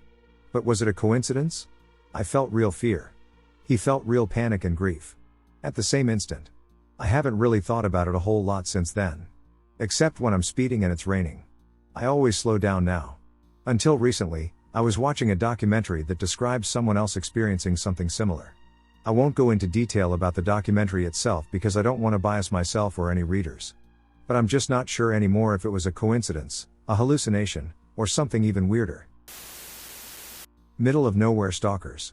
In the early 2000s, my parents decided to leave Belfast, Ireland, and travel to Canada and parts of South America before they settled and started a family back here. They left and went to Canada with only backpacks and a small amount of money, and both got cash in hand jobs in a bar in a small town while living out of a camper van. After a few months, they decided to start properly traveling because they were now financially stable enough too, and off they set. They had an amazing time and met many people who are now close family friends that still come visit us a few times a year. Although most of their trip consisted of learning about indigenous culture, hiking, and meeting many people, there was one strange happening that they still cannot explain to this day. One night during the summer of 2004, they were driving down some country lanes, miles from any civilization whatsoever, trying to find somewhere to park up for the night. They had seen only 2 or 3 cars the whole night, and so when they saw 2 small sets of headlights behind them, they found it quite strange but thought nothing of it.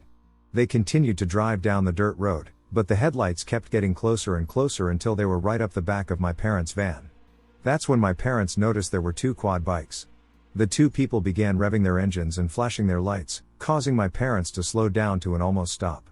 As they did, the 2 quad bikes pulled up on either side of the van and gave my parents the signal to roll down the windows. My dad sensed something was off, and so they only cracked the windows down slightly. The 2 people on the quad bikes said nothing but lifted the visors up on their helmets and just stared in at my parents for a solid 3 to 4 minutes. They said it was the most uncomfortable, eerie thing ever, because it was pitch dark outside and dead silent, and they could barely see the people's eyes. After the intense, unwelcoming stare that felt like it lasted ages, the people put their visors back down and just sped off into the night. My parents were left in the middle of nowhere, feeling confused and downright ducking terrified, and so they pulled over on the road there and then and didn't get one wink of sleep out of fear of the people on the bikes coming back. My dad thinks they were weird rednecks that felt threatened by my parents being there, but my mom has no idea of what it could have been. They are both still freaked out years later and still have no idea why it happened, and they have no idea how the people on the bikes found them if they hadn't been following them, as it happened in literally the middle of nowhere. It sounds like the people on the quad bikes had quite a well thought out plan, and it didn't seem like the first time they had done it, which makes it even weirder. The people never came back. Nothing like that has ever happened to them after that, and to this day they are trying to figure out why it happened. So usually I only cycle about 20 kilometers a day, back and forth the same route. So 3 days ago I tried a new route. The only change was using the non-paved way to arrive faster. So I started my route, and everything was normal. After half an hour I turned right in order to leave the paved way and turn right. So I drove through an alley of trees and then came out at a bunch of fields. In the near distance I saw a town. I am from the countryside, so I decided to drive there. At this point I should have noticed that I at least was on the wrong path. But I did not care to explore some new ways to get to my destination. I entered the town, and in my country, all towns have signs before them, naming them. The name wasn't familiar at all to me, and I wondered where I was. I asked some locals, but one man was apparently drunk. One guy on his bike, however, cycled by. We are now at the other side of the town in a very mountainous area with snow covering the mountain tops in the distance. I should have noticed that, because where I came from, there were absolutely no mountains. First the man asked me if I had something to eat, and I said yes and opened my backpack and gave him something. Then I asked him kindly how long it still is until my final destination and what the fastest way would be. He said over the mountains. Those mountains looked 2,000 to 3,000 meters high, so cycling up would be impossible. Then I asked him what if I had taken the road. About a day, he said, and I was very confused. Normally I only use my phone very seldom for biking, but this time I decided to go to maps and type in both destinations in order to look at the distance. And indeed, I was more than 60 kilometers away. And yes, the man was right, it would have taken me a whole day to get home. But strangely, I only drove for half an hour in the beginning and suddenly appeared somewhere else. November 10, 2022. I left my house for some grocery shopping. It was around 6:30 p.m., already dark outside. Right down the road from my house was a major vehicle accident, 3 cars involved, all totaled and destroyed, with only one sheriff's deputy on scene. I stopped and offered to help, as I work in EMS/SAR, and the singular deputy looked like he'd have his hands full. The deputy declined, stating the victims had already been taken by ambulance and he was only waiting for tow trucks, which was a relief. But you could tell by his face it was a serious incident. I said bye and good luck and drove off, but I couldn't shake this feeling of dread. It just felt like it was eating at me as soon as I pulled away from the scene. I've stated I live in a very rural area, with thousands of acres of forests. After about 5 minutes of driving, I came up to a bridge I had to take a left turn on, forests on both sides of the road, and right as I was making the turn, my headlights beamed across a humanoid face, and it ducked down behind the concrete guardrail almost immediately. But for a split second we made eye contact, and I got a rather good look at its face. It was very pale, gray in color, completely bald, somewhat wrinkly, with no eyebrows or facial hair, and no ears. Its eyes glowed bright white with a yellowish hue, similar to how a cat's eyes glow when light shines on them. I could make out what seemed like a sunken-in nose and mouth, but my main focus was on the eyes, so I didn't get a good enough look at the nose and mouth to describe them. Its head was slightly smaller than a normal human's, and its neck a bit longer. Normal humans, when trying to hide behind something, will duck down in a downward motion, yeah? This thing didn't do that. Instead, it quickly turned to the right and threw its head forward to get below the crest of the concrete. At first I thought it might have been some crackhead, but it just did not look normal at all.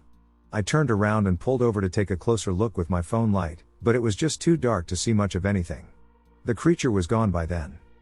Fast forward a couple of days, and every time I drove by that bridge, I kept getting the urge to look at it during the daytime, to see how far it is from the guardrail to the ground from where it was peeking its scrawny head over. It's a very steep incline that goes down to a quickly flowing river, at least a 45 to 50 degree angle.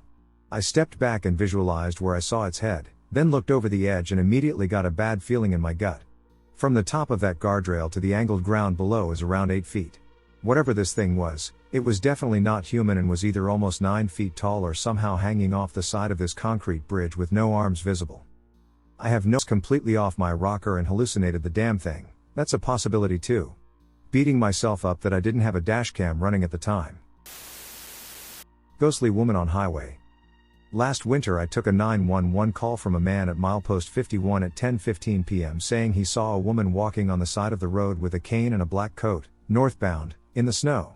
This is a rural area between 2 small towns. The closest house was a few miles away. He was heading in the opposite direction to work, or he would have stopped. He was worried because it was cold, and she seemed elderly, and there were no cars around. I had a deputy out with a 1-vehicle accident a few miles south, so he said he would go check after the tow truck cleared his accident and he opened the road again. A half hour later I get another call from milepost 56 regarding the same lady walking in the snow northbound. This caller was a woman and said she doesn't pick up strangers but was concerned for this elderly lady because it was cold out and snowing. I called state police, and they had their own wreck at milepost 60 and had not seen any old lady walking in the snow. He said he would check when his wreck cleared.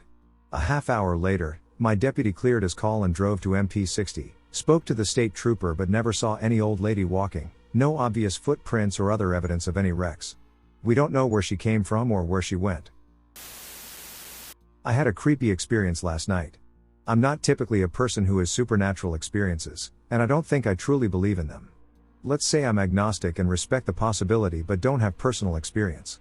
I'm not going to go so far as to say I saw a skinwalker, I just don't know enough about them, and it seems like not an area where they normally are. But I can't get this off my mind. At around 10 p.m. last night, I was driving north on I-5 about 11 miles south of the 580 junction, which I guess puts me around Patterson, California. I-5 is an extremely well-traveled artery that runs NS in California. It's the primary route for going from LA to SF.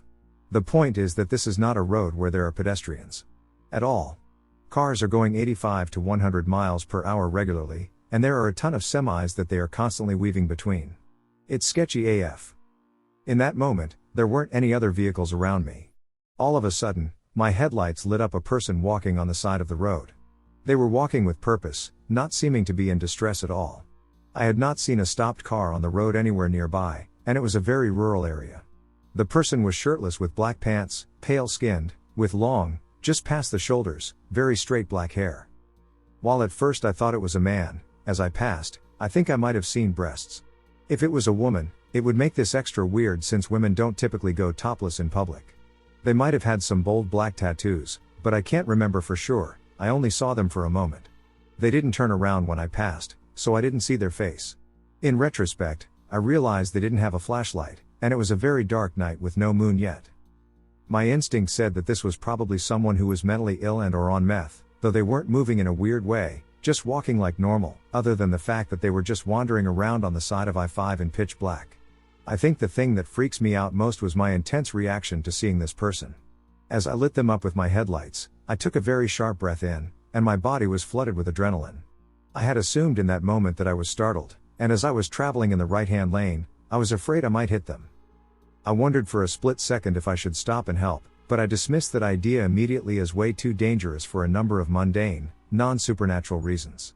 Only then did I remember all of the stories of mysterious people by the side of the road and how one should avoid them at all costs, don't even look at them. I remembered how supernatural beings instill a sense of intense dread and fear. It took me a while to get my body to calm back down, and I couldn't stop thinking about the experience for the rest of the drive. I still leaned toward this being a normal human who possibly is going through some sort of mental health crisis, or maybe just a goth teenager trying to freak people out.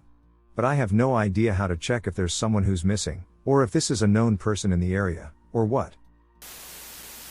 I wanted to share this here to maybe get some feedback on something that happened while camping in my van in Mount Rainier National Park yesterday. The circumstances around what happened are very foggy, as I have very limited recollection of what happened, as everything happened in a haze. Let me give some context. I, 23M, went to a van life meetup in Enumclaw, Washington, over the weekend. The city is close to Mount Rainier National Park, and because I had already made the trip, I figured I might as well camp overnight nearby the park in a dispersed camping spot in the forest. I brought some ingredients to make carne asada tacos, downloaded some movies, and was ready for a nice cozy evening in my van, something which I do on most weekends in various campsites around the state.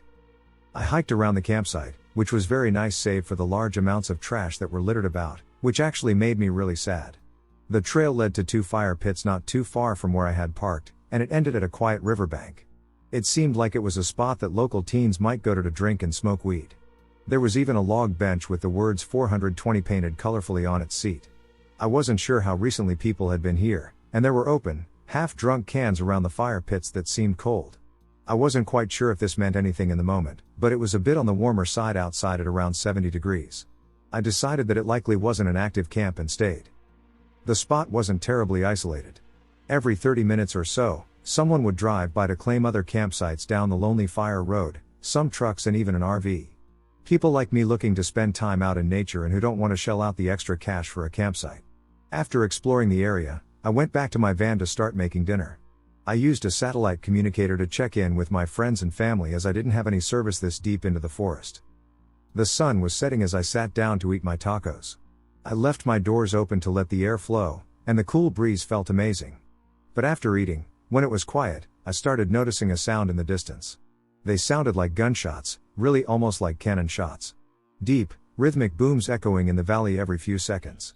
What accompanied those sounds was a still distant, yet closer noise of a chainsaw in the distance. Now neither of these noises is very uncommon to hear when camping on fire roads, to be honest. People in Washington love their guns, and it wouldn't be unheard of for someone to use a chainsaw to cut down larger trunks into firewood, summer fire ban be damned. I also saw some campers start to leave, including an RV, which was particularly unusual. Finding a campsite for an RV can be hard, but it is especially hard to find one at night. The rule is to always find camp before the sun sets, and the sun had only just disappeared from the sky. Something spooked them, and I wondered if it would be wise to follow their lead. However, I had unwashed dishes on the counter, and I was in no mood to move. And so I didn't. I did, however, triple-check that all my doors and windows were locked before drifting to sleep. That night can only be described as hazy and disorienting. I have very little memory of anything that happened, but the evidence that something had most definitely happened was very evident. I remember being awake in the pitch black of night, struggling to breathe. Not choking, my lungs were filling with air, but I remember the feeling of drowning. I remember the pleading desperation for air. I remember trying to see with my sight being wholly consumed by the darkness in front of me. I have a memory of trying to punch out a window to no avail. I remember making my way to the side doors of my van to open the door to breathe. And then I woke up in bed, and the sun was in the sky. I would have chalked this up to a really bad dream, but the damage around me was evident. There was definitely a struggle. Some of my window blinds were sliced and ruined, one of my windows had scratch marks from the inside, and even the air vent on my ceiling was obliterated from the inside. I didn't think I was even capable of this, and the van was well ventilated, so I am unsure as to why I would have trouble breathing in the first place. My carbon monoxide detector was silent, and the van was well ventilated after cooking. I have no idea what possibly could have caused me to do this and ruin my lovely van. I saw no indication of any kind of forced entry, and all the damage was done from the inside by me trying to get out, I guess. My knuckles were very sore, as were my feet, as I probably hit them hard on the various cabinets in the van on my way out. A pole I used to prop up my canopy was strangely out of place in the middle of the floor and broken at the ends. I have never had any form of night terrors or sleepwalking before this. Except for one incident, also nearby Mount Rainier National Park. A few months ago, my friends and I were driving through Enumclaw trying to find a camping spot we might be able to post up at. It was nighttime already, and as I said before, finding camp at night can be pretty difficult. We were driving down the same road I had taken for my recent trip, and we had gotten a tip from a local about a mountain that had some good dispersed camping. We were tired and hungry and just wanted to start setting up camp. We passed a few spots, mostly mud and rock, none too level and none too appealing. We decided to pick the least muddy spot we could find, and I helped them set up their tents.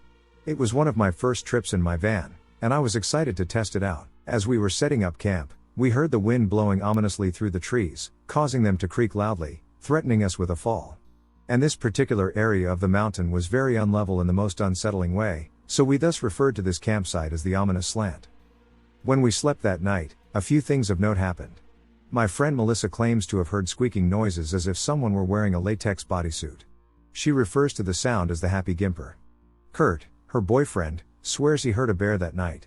However, the worst of it was when, in the middle of the night, they both heard me yell bloody murder from my van. Kurt rushed out of the tent, tripping a few times in his haste, and rushed over to swing open the doors. But I was asleep. He asked what was wrong, and he thought that someone was attacking me. I had no idea what he was talking about. I have no memory at all of any nightmares preceding it or anything. I have no idea what any of this means. I've been on many trips in the van with different people, and nothing like this has happened anywhere else. It has only happened when I've been in Mount Rainier National Park. To be honest, thinking about the feeling of drowning in darkness makes me very much not want to revisit the subject anytime soon. So I don't believe I'll be visiting the park anytime in the near future for camping either. Deeply unsettling tunnel. I and my friends, aged about 14 and 15, found a tunnel in the side of the hill last night. It had a grate on it, but a part of it was broken off so you could go down there. Today we decided to explore it. It definitely wasn't a tunnel for stormwater or sewage, as it was square, about 5 by 5 feet. All three of us dropped down into it and started walking forward. There was some graffiti at the start, but at about 100 feet in, there was none whatsoever, which in hindsight was extremely unsettling. We had brought some powerful flashlights, but we were still barely able to see past 15 feet in front of us. On the way in we heard some metallic clangs in the distance, but we decided it was just a car running over a manhole. The first stretch was about a 200 to 300 foot straight shot made entirely of cement. Then there was a right-hand turn, and we saw the ceiling changed from cement to sheet metal with screws poking out from it. There was another roughly 150 to 200 feet of tunnel before a left-hand turn. Once we made the turn, we saw, after about another 100 to 150 feet of tunnel, that opened up into a room. One thing to note was that the tunnels were pretty much perfectly clean despite being unlit and seemingly unattended. There was no dust, mold, trash, dirt, or any crap whatsoever. In hindsight, this was also disturbing. We made it to the room, and we noticed there was a manhole on the top, some stairs going up, an oval opening that led off to an area full of leaves, more of the square tunnel straight ahead, and finally, a dead raccoon on the floor.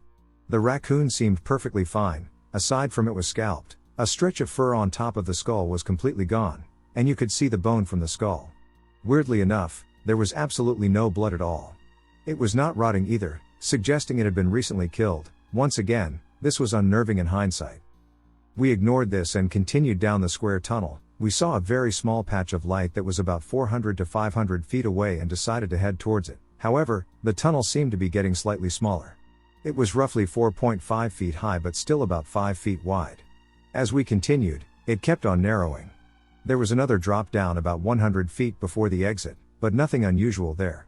Towards the last 50 feet, the tunnel was about 4 feet high and still 5 feet wide, and we noticed yet another dead raccoon, once again, in perfect condition, not rotten at all, very recently killed. When we finally popped out, we were right next to one of the gas stations in my neighborhood. We gave each other high fives, took a minute to rest because our backs were killing us due to all the crouching, and went in to get food. As we walked back to my house, we started talking about the raccoons and how weird that was. Then we realized how unbelievably clean it was and the strange lack of graffiti. We also talked about the metal clanging that we heard at the start that we thought was a car going over a manhole, but from what I heard, the tunnel never went under a road, and we never heard it again once we entered. We are all confused and feel unsettled all because of how wrong it was. It was too clean, and the design wasn't normal by any means. There should have been graffiti or something in there, but it was spotless. Also, the raccoons concerned me, to say the least. What killed them, and why did it just leave them there? And what kind of tunnel was that? I've looked online and can't find anything. If people are interested, I can show where the tunnel starts and ends on Google Maps, and hopefully I can get some answers about what it is and why it is the way it is. Also, no, I unfortunately did not take any pictures of the tunnel, but I will go back and take pictures of the entrance, exit, and first 50 feet or so, but I do not ever want to go through it again. This is my story of contact with life after death. I am a 45-year-old woman in Victoria, Australia. I was driving through Cranbourne on my way to Devon Meadows, probably between 4 and 5 a.m., sometime in winter 2005. The morning was a very foggy one. I was on the South Gippsland Highway, and I could barely see. Then I spotted a cyclist some way in front of me. I slammed on the brakes, but my car didn't look like it was going to stop in time. As I drew closer, it started appearing to me like the cyclist was going backwards. Then it became evident that he was transparent. He ended up sitting on my bonnet by the time my car came to a stop. It looked like he was made out of a kind of golden light.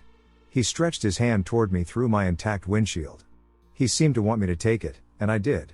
It felt spongy and strange, like nothing else I've touched. After a moment, he vanished. This seemed to invite other ghosts in. I was haunted for the rest of the morning. I saw a disembodied torso appear in a window, terrifying me, and also a ghost man with a ghost dog on a veranda. The ghost man was an older one who wore a white undershirt type singlet. I believe the ghost dog was mostly white with some black patches. They have been seen by at least one other person that I know of. I searched TAC records and reached out to Cranbourne locals via Facebook, looking to find out as much as I can. I finally traced the cyclist encounter to an accident that occurred at about 5 a.m. on July 2, 1990. The victim was 25, due to turn 26 in August. His name was Jason. He was riding his bike to work, having lost his license, at Coles Warehouse in Hampton Park very early in the morning when he was hit from behind by a red Ford, though some locals seemed to think it was a truck, and killed. He was rather a lost soul and had a sad background but did have some good friends. He spent a lot of time on his own despite this. When I met him, I felt like he wanted my comfort and maybe my help. There was a lonely, sad feeling about him. One of Jason's friends kindly gave me information about Jason's life and death, as well as revealing me his identity. Other Cranbourne locals have also assisted me in piecing this together. It is the only cyclist fatality that ever occurred in all of Casey at that time of day, according to TAC records. The records were not accurate with respect to Jason's age, though. I know that because I've seen a photo of his grave, which I've since visited. His friend also told me that TAC just uses initial estimates from the accident scenes to record the age of victims. I've been told that others have seen my ghost cyclist ride in a fog and then vanish. I believe he probably reached out to me because we had certain commonalities, on top of my being there on a foggy winter early morning much like the one he died on. Also, I was 26 when I met him, nearly the same age he was at death. We were about 15 years apart in age, and it may even have been the 15-year anniversary of his death when I met him. Last night, my boyfriend and I were driving home from Universal Studios in Orlando. We were rerouted away home we've never gone before and we're traveling in basically the middle of nowhere. My boyfriend's speedometer is broken on his car, and he has to press the button to reset the miles after he gets gas. This will be crucial soon. We were driving on a deserted road in the middle of absolute nowhere with not one car in sight. My boyfriend realized we hit the 130-mile mark on his odometer. We needed gas, but there was literally not one gas station in sight. I put in search gas stations nearby, and we found one. It turned out to be closed. In a hurry, we found another gas station 5 minutes up the road. This is where the story gets weird. My boyfriend thought he closed his gas cap, and we're once again driving along this deserted road. We heard a loud bang, and he realized he forgot to put the gas cap back on, so we're driving around this dark road looking for the gas cap. He finally pulls over and realizes somehow, the gas cap is still attached to the car. We get back on track to the other gas station. Out of nowhere I had a horrible thought about something going wrong at that gas station. I pushed it aside because I knew we needed gas, and AAA is not an option where we were at the moment. We get to this gas station, and the lights are kind of on. This road literally leads to a dead end with a gas station on it. The only way to leave this area was to turn left or go straight out of the gas station. My boyfriend got out of the car to see if we could get gas, and the feeling intensified. I have literally never felt like that in my life. My stomach dropped into my butt. I have been in very disturbing situations, such as almost being kidnapped twice, being followed home, watching someone be taken away in a body bag after being hit by a car, and even a paranormal situation. I can talk about these sometime in the future. But I have never felt like this before. I saw a white car pulling up to the road to make a left. Keep in mind there is literally no one on this road. He pulls up and notices my boyfriend and backs up with his windows down. I found this very strange because my boyfriend has a very nice sports car, and my mind immediately went into panic mode. I started screaming his name, and the man realized that someone else was in the car, me, and turned left and sped off. Sadly, I didn't get his license plate because of how dark it was. This situation frightened me more than you can even imagine. It may not seem too scary, but it was easily one of the most terrifying things to watch because I didn't know if I was going to witness my boyfriend being robbed at gunpoint or something like that. The feeling and thought I had just 10 minutes earlier is what also made the situation even worse. We found a gas station with actual human life around, and we made it home safe and sound. Once I got home, my dad told me that the road we were driving on was famous for the many bodies being found on it. I hope no one ever gets put into this situation. And to the man who was planning to do something to my boyfriend, let's never meet. I don't believe in ghosts, spirits, or anything supernatural. But that night was weird. It was my senior year of high school, and my two friends, Nick and Noah, and I had this weekend ritual, exploring any supposedly haunted place we could find. We'd scour the internet for lists of local ghost stories and creepy spots, ticking them off one by one. Most were disappointing, just urban legends or strange coincidences. There was a forest where there was a light at a specific time in the night. We never saw it. There was a bridge where you were supposed to honk at midnight, flash your headlights 3 times, and something magical would happen. Nothing ever did. Then, we saw a name at the bottom of the list, the Nerp House. Apparently, it was once a plantation house. When Union soldiers came to free the slaves, the owner hung them from the trees surrounding the property rather than let them go. Over time, the house had fallen into disrepair, with just enough updates to make it livable before it was abandoned for good. After some debate, we decided to explore the house. So the weekend rolled around, and around 3 a.m., we packed into my Pontiac Bonneville for the 30-minute drive to the house. The rain was light but steady, the kind that settles into your bones, and the roads dead. I know it was 3 a.m., but we saw not a single car. The house was set back from the road, gated off, with only a small gravel lot nearby where we could park. It seemed like a maintenance area for the adjacent railroad. The lot was clearly visible from the road, and we joked nervously about how easy it would be for a cop to see my car and suspect we were up to no good. Still, we had no other choice but to park there. The first thing we noticed was the gate, or rather, what was left of it. 2 brick pillars flanked the entrance to a long, overgrown dirt driveway.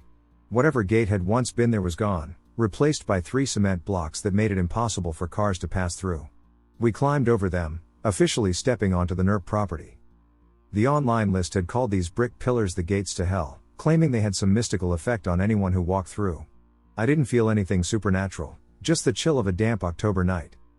As we continued down the path, the woods grew thicker, and without our flashlights, we would have been lost. The trail was barely visible, and we kept stumbling, losing our footing in the mud. After what felt like hours of navigating through the trees, we reached a shallow creek. I crossed easily, thankful for my waterproof boots, but Noah, who'd worn slides of all things, cursed under his breath as he waded through. Just when we started doubting whether we were even on the right path, I shined my flashlight ahead, and there it was. A massive white wall loomed out of the darkness, so sudden and imposing that it made my heart skip a beat. The house seemed to have materialized out of nowhere, its decrepit form nearly swallowed by the overgrowth. The roof had partially collapsed, scattering debris across the yard, and part of the basement wall had caved in, exposing its insides. A rusty air vent dangled precariously from the basement ceiling, creaking in the wind. We approached the house cautiously, circling around the side in search of the front door. The property was so overgrown that we felt like we were trekking through a forest, vines and thorns tugging at our clothes. Then, we heard it. A faint shuffling sound, just ahead of us. We froze, exchanging uneasy glances. It was the kind of sound that made the hair on the back of your neck stand up, as if something, or someone, was stirring in the basement that had access to the outside, thanks to a broken down wall. My first thought was that a homeless person had taken up residence in the house, and we were about to trespass on their territory. See, I knew it wasn't a ghost, but I thought it was either a guy or a deer about to charge me. "Back up," I whispered, motioning for Nick and Noah to retreat. We all backed a few feet and then stood still, straining our ears, and the shuffling sound grew louder. The wind had died completely, and yet, the noise continued. "Is that a guy? Or an animal?" I called into the darkness, gripping my pocket knife tightly. In retrospect, it was a dumb question. I mean, what was I expecting? An animal to answer, "Hey, yeah, I'm just a raccoon?" Still, the tension was palpable, and I wasn't taking any chances. I edged forward, my knife at the ready, the shuffling sound intensifying with every step I took. One step closer. Another. And then I saw it, the terrifying creature responsible for all the noise. An armadillo. The three of us relaxed, the tension evaporating as quickly as it had come. I pocketed my knife, feeling both ridiculous and relieved. We inspected the little fella just minding its business and decided to leave it be and not explore the basement. We continued our trek around the house, finally reaching the front door. There wasn't actually a door there, but I assumed that's where it was supposed to be. Inside, the house was even worse than we'd imagined. The floors were covered in shattered glass, walls battered as if someone had gone at them with a sledgehammer. Graffiti covering the few walls that remain, some of it surprisingly artistic, some of it just messy tags. The layout was straightforward. 4 rooms on the bottom floor, 4 on the top. The 4th room on the bottom floor was completely caved in. The floor had collapsed, creating a hole that led straight down into the basement. The floor above was in nearly as bad a shape as the one below, so we decided to steer clear of that area and head upstairs instead. We passed the stairs leading to the basement. Well, I guess they weren't stairs, as there were none, just a sheer drop, and I was relieved I had my flashlight. Without it, I might have missed the 9-foot drop onto the rubble and concrete below. The stairs up were steep and creaky, their worn carpet treads barely clinging on. Upstairs, the back left room contained remnants from previous explorers, a grill and a few beer cans. I guess the people before us were much less creeped out than we were. Eventually, we finally reached the master bedroom, essentially 2 rooms without a separating wall. The room was empty, covered in graffiti, and still without any furniture. At this point, no ghosts had shown themselves, so we decided to bring out the big guns, a Ouija board. Nick had brought it along, and we set it up in the middle of the room. I placed my phone leaning on the support pillar in the middle of the room, providing light and filming the session. We gathered around the board, placed our hands on the planchette, the Ouija triangle thing, and began the ritual. The first question we asked was, "Is anyone there?" To our shock, the planchette began moving. We were all adamant we weren't moving it. I still talk to Nick all the time, and he still promises that he was not moving it. And Noah also promises it wasn't him the last time we talked about it. The answers it spelled out were nonsensical, random letters and numbers that didn't make any sense. We kept asking questions, and we kept getting random letters as answers. We were about to call it quits. Then Noah decided to ask, "Are you the owner, or are you a slut?" Before he could even finish his question, the light from my phone abruptly shut off, plunging us into darkness. It took a moment for me to switch on my other light, and when I checked my phone, I found that the battery was completely dead. I had charged it fully before we left, so I still don't know how it happened. We sat there, feelings of fear and confusion fighting for power. Breaking the silence, Noah suggested that maybe supernatural entities feed off electrical power. It really didn't make us feel any better, and I didn't buy into that anyway. After the Ouija board and the unsettling phone blackout, we decided it was best to cut our exploration short.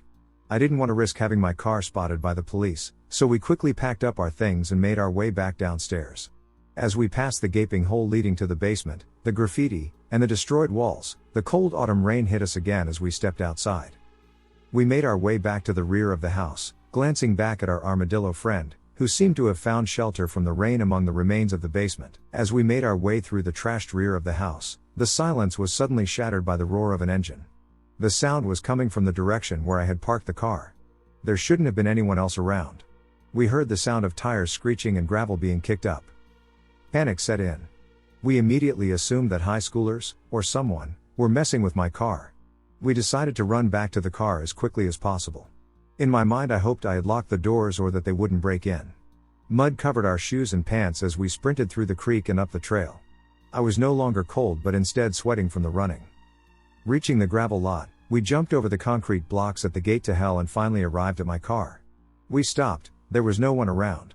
The engine noise had completely stopped, and there was no sign of anyone having been there. Looking back, I don't even remember the sound fading like they were driving away. It's almost like it just stopped. Like something wanted us out of that house and did whatever they could to make that happen. And it worked. We got into the car, locked the doors, and went home, relieved that no one was hurt and my car was unharmed. To this day, I don't believe in the supernatural, but that night, that night was weird. And that's my story. On the road at night after driving all day. I'm not sure of the year, I think maybe it happened in 2016 or 2017. My mom was driving. We live in the south, but her side of the family lives in the north. So every year for the summer we would drive up there to visit them. It's right around a 16-hour drive. So we were going on the state line road after driving all day. We were driving down it for about 5 minutes, and then we saw a car on the side of the road. All the lights were off, and there were a couple of people standing next to it. My mom didn't stop because she had me and my sister in the car with her, and she didn't want to chance anything. She called 911 and let them know the situation and where we were. We kept driving past the car, and the speed limit was 55 miles per hour. My mom was doing 65. We had driven for about 30 seconds after we saw the car, and she was still talking to 911. The car suddenly turned on, and all the lights turned on, and she told 911 that the car had turned on. I guess that was the end of the call because they ended it, not on the phone anymore. The car that was at least 30 seconds away caught up to us even though my mom was doing 65 and a 55 and had a massive head start. Obviously, my mom didn't stop, and she sped up to 70 miles per hour. The car still stayed on us. The car kept following us right on our tail until we got into a town with more traffic and more people around. When we got into the town, we pulled into a diner type thing that had quite a few cars in the parking lot. The car didn't follow us into the parking lot, it just kept going. We waited for 10 minutes before we decided to start driving again. Lackey's Ghost on Highway 281. I owe this story to my longtime companion in mischief, though not crime, John L. Tolson of San Antonio. Like me, John is a collector of tales. This happened in the early 1960s, when the family was living on a ranch near the community of Sisterdale. He was enrolled at the University of Texas, as was I at the time, though we didn't meet until many years later. It was a Friday night, and John had a hot date in Sisterdale for Saturday, so he wasn't letting any grass grow under the wheels of his car. He blew through Blanco headed for Johnson City like the devil was chasing him. The date happened to be October 31st, but that wasn't registering on John. What was registering on him was the fact that it was nearing midnight and he wanted to get home and get some sleep. Between Blanco and Johnson City there are some conical hills. The largest of these is called, predictably, Sugarloaf. They once had another name. Bernardo de Miranda y Flores, Teniente General in the Mexican Army. Teniente is the operative title here, Lieutenant. The general merely implies that he had authority anywhere in the province of Tejas, rather than being restricted to a single area. He mentions them in what is known as the Miranda Report, the first known expedition searching for a silver mine in the Granite Hills. In 1756, and apparently for some time before that, they were known as Los Pilones, Sugarloafs, de Seguin. As John approached the hills, he noticed, standing on the west side of the road, an apparent hitchhiker. The milk of human kindness not having been curdled by time and experience, John slowed, preparing to stop and pick the unfortunate fellow up. He noticed that the man was an Anglo, that he was unkempt in appearance, and he was wearing a light blue shirt and tan or light brown trousers. As he approached more closely, he noticed a large stain on the side of the man's shirt and an apparent cut on his neck. "This guy's hurt," he said to himself, and was all the more determined to give the poor fellow a ride, until he noticed something else. In his right hand the man had a knife with a blade about a foot long. That did it. John put his foot in the carburetor and left the would-be hitchhiker in a cloud of asphalt and burning rubber. He got home but didn't mention the knife-wielding hitchhiker to his parents. About a year and a half later, John was in the old jailhouse barber shop in Blanco, and he mentioned seeing the guy with the knife alongside 281. "Oh," somebody said, "you saw Lackey's ghost. Thereby, as the old saying goes, hangs a tale." Nobody's quite sure when it happened, and those who were there when it happened didn't talk about it much. A man from Johnson City, whose name might have been Lackey or Lakey, and whose first name has been lost, took a large knife and started carving up his relatives. Apparently he carved up several of them before he was caught. He was captured and taken to the then county seat, Blanco, where he was put in the jail. Lackey may not have been fond of his relatives, but apparently some folks in Johnson City were. They got tired of waiting for the wheels of justice to turn. One night, something on the order of a dozen or so of them, equipped with a wagon, masks for their faces, and a large supply of cartridge-loading ordnance, visited the county jail. They invited the jailer to give them the keys to Lackey's cell. The jailer, with a pistol barrel in each ear and another up his nose, while a fourth touched the nape of his neck, graciously complied. They took Lackey out, bound him hand and foot, and put him in the bed of the wagon. Then they left Blanco, going north. So the story goes, at a point about halfway between Blanco and Johnson City on the wagon road that wound through the hills about 200 yards west of present US 281, the deed was done. They stood Lackey up on the tailgate of the wagon, put the noose around his neck, and asked him if he had any last words. Apparently, what he said was something on the order of, "If you'll turn me loose and give me a knife, I'll go back to Johnson City and finish what I started, and after that I don't care what you do to me." That was enough. They drove the wagon out from under Lackey. There are a couple of problems with impromptu hangings. Usually the guest of honor at the necktie party isn't dropped far enough to break his neck, so he strangles to death, usually flopping around on the end of the rope quite a bit before he does. Then again, a real hangman's rope is at least 1 inch in diameter, sometimes 1.5 inch. Big ropes like that may strangle a hanged man if his neck's not broken by the drop, but that's all they do. Unfortunately, Lackey wasn't hanged with a big rope, he was hanged with a lariat. Lariats are seldom bigger than 1/2 inch in diameter. As Lackey flopped and struggled at the end of the rope cut into his neck, and he bled, a lot, onto his shirt. That's the condition he was found in the next morning when the sheriff came to the jail, got the jailer out of the cell Lackey had occupied to keep him from spoiling the party, and followed the trail left by the wagon. The body was cut down, but apparently none of Lackey's relatives were anxious to claim it, so it was buried in a pauper's grave somewhere in Blanco. These days, nobody seems to know where. As it turned out, John wasn't the only person who'd seen Lackey trying to hitch a ride north toward Johnson City. A lot of people were aware of him. Truckers don't like to drive that stretch on fall nights. Now, it is admitted that Lackey's ghost is a well-known story in Blanco, and that, from time to time, certain students at Blanco High have dressed in light blue shirts and tan to light brown pants, poured ketchup on their shirts, and stood alongside 281 near Sugarloaf, holding a knife. However, all of Lackey's appearances can't be laid to high school pranks, because he turned up on the highway when Blanco High had a football game out of town, with most of the town's high schoolers either playing on the team, acting as managers for the team, marching with the band, or rooting for the team in the stands. We imagined a whole village. Do you know that feeling when you feel like you see something, and others don't, and you have a hard time convincing others it was real? Usually, it's one or two of your overly paranormal believing friends against the word of your logical friends. I was born and raised in the Middle East. There, ghosts aren't a thing people really talk about, but we believe in jinns or demons. Not in a paranormal way, but rather in terms of religious beliefs. So, growing up, my mom and dad always taught me little things, like cultural things we took part in, such as saying the name of God when I was afraid to help relieve fear when I used to get scared of the dark and so on. You should also know that believing in ghosts is a bit of a taboo due to religious reasons, so growing up, I never believed in the paranormal. It wasn't right nor encouraged. The setting of this event is in the Middle East. I, 19F, and a group of 12 other friends from high school decided to go for a road trip and camping trip but hadn't fully decided where still. Driving to other states would have just taken a few hours between states. For those of you living in other countries, a drive between each of our states usually takes anywhere between an hour and 4 hours depending on the state. We decided to use 2 cars. My friend had a year 2000 Nissan Patrol Safari that could fit 8 people because there was a seat in the trunk area that opened into a 3-person seat. We decided to use 1 car for mostly passengers and 1 for all the food and camping equipment. My parents dropped me and 4 of my friends off at a petrol station where the whole group was meeting up to drive off together and to grab some snacks, gas, and some ice for our coolers before we decided to head off. The whole time, we don't really have a clear plan as to where we are going to camp, but one thing worth mentioning is that where we live is a very, very safe place, and it's 90% mountains and desert, so there aren't any creepy woods or much of anything to hide behind, so it's not uncommon for people to just randomly drive around across the roads until they find somewhere that looks like a good place to camp. We also weren't really planners, and half the time we had no idea the exact area we were driving through. There isn't much you could go wrong with, though, because the roads between the states are always straight, and there aren't multiple directions you need to follow.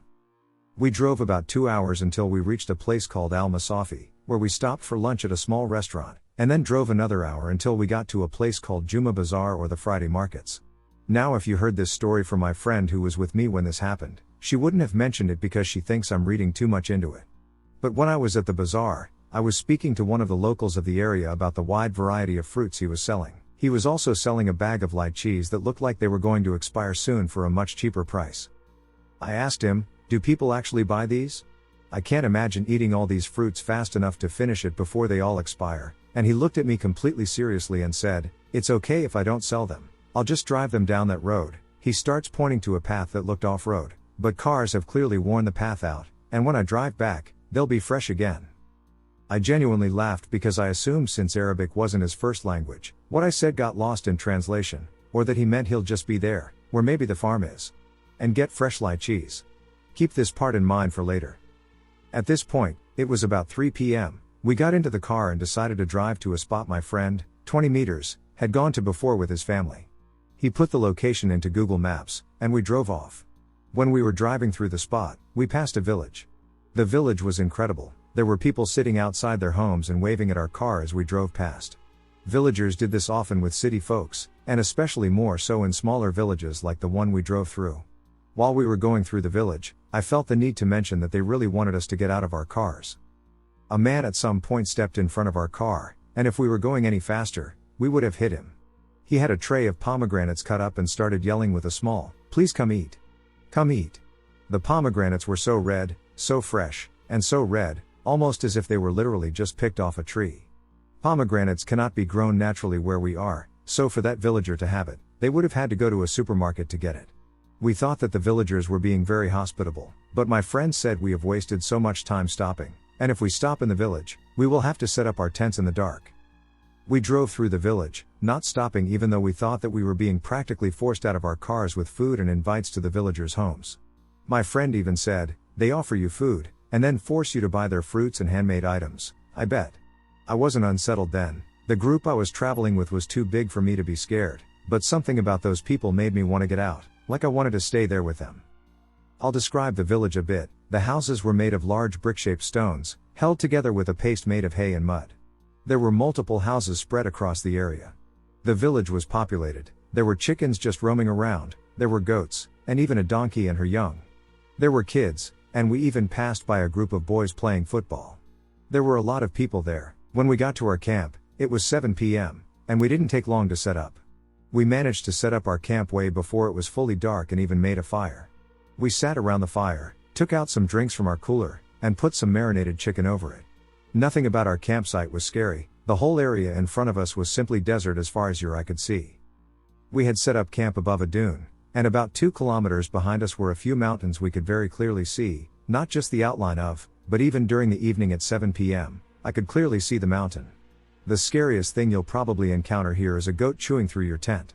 Snakes, scorpions, and smaller desert foxes are possible but highly unlikely if there is a fire lit in the area. We also weren't the only campers. There was a family with 2 kids camping a few dunes over. We spent a long time by the fire, talking and eating food. We all went to bed at around 2 a.m. It was pitch black, and I was freezing beyond belief and went into the tent I was sharing with 2 others. I don't really know when the last person decided to sleep, but I know that when I woke up at 4:10 a.m., I wouldn't hear anything at all from my camp. It was dead silent. So silent that I could clearly make out that the family that we saw earlier in the day was up and talking.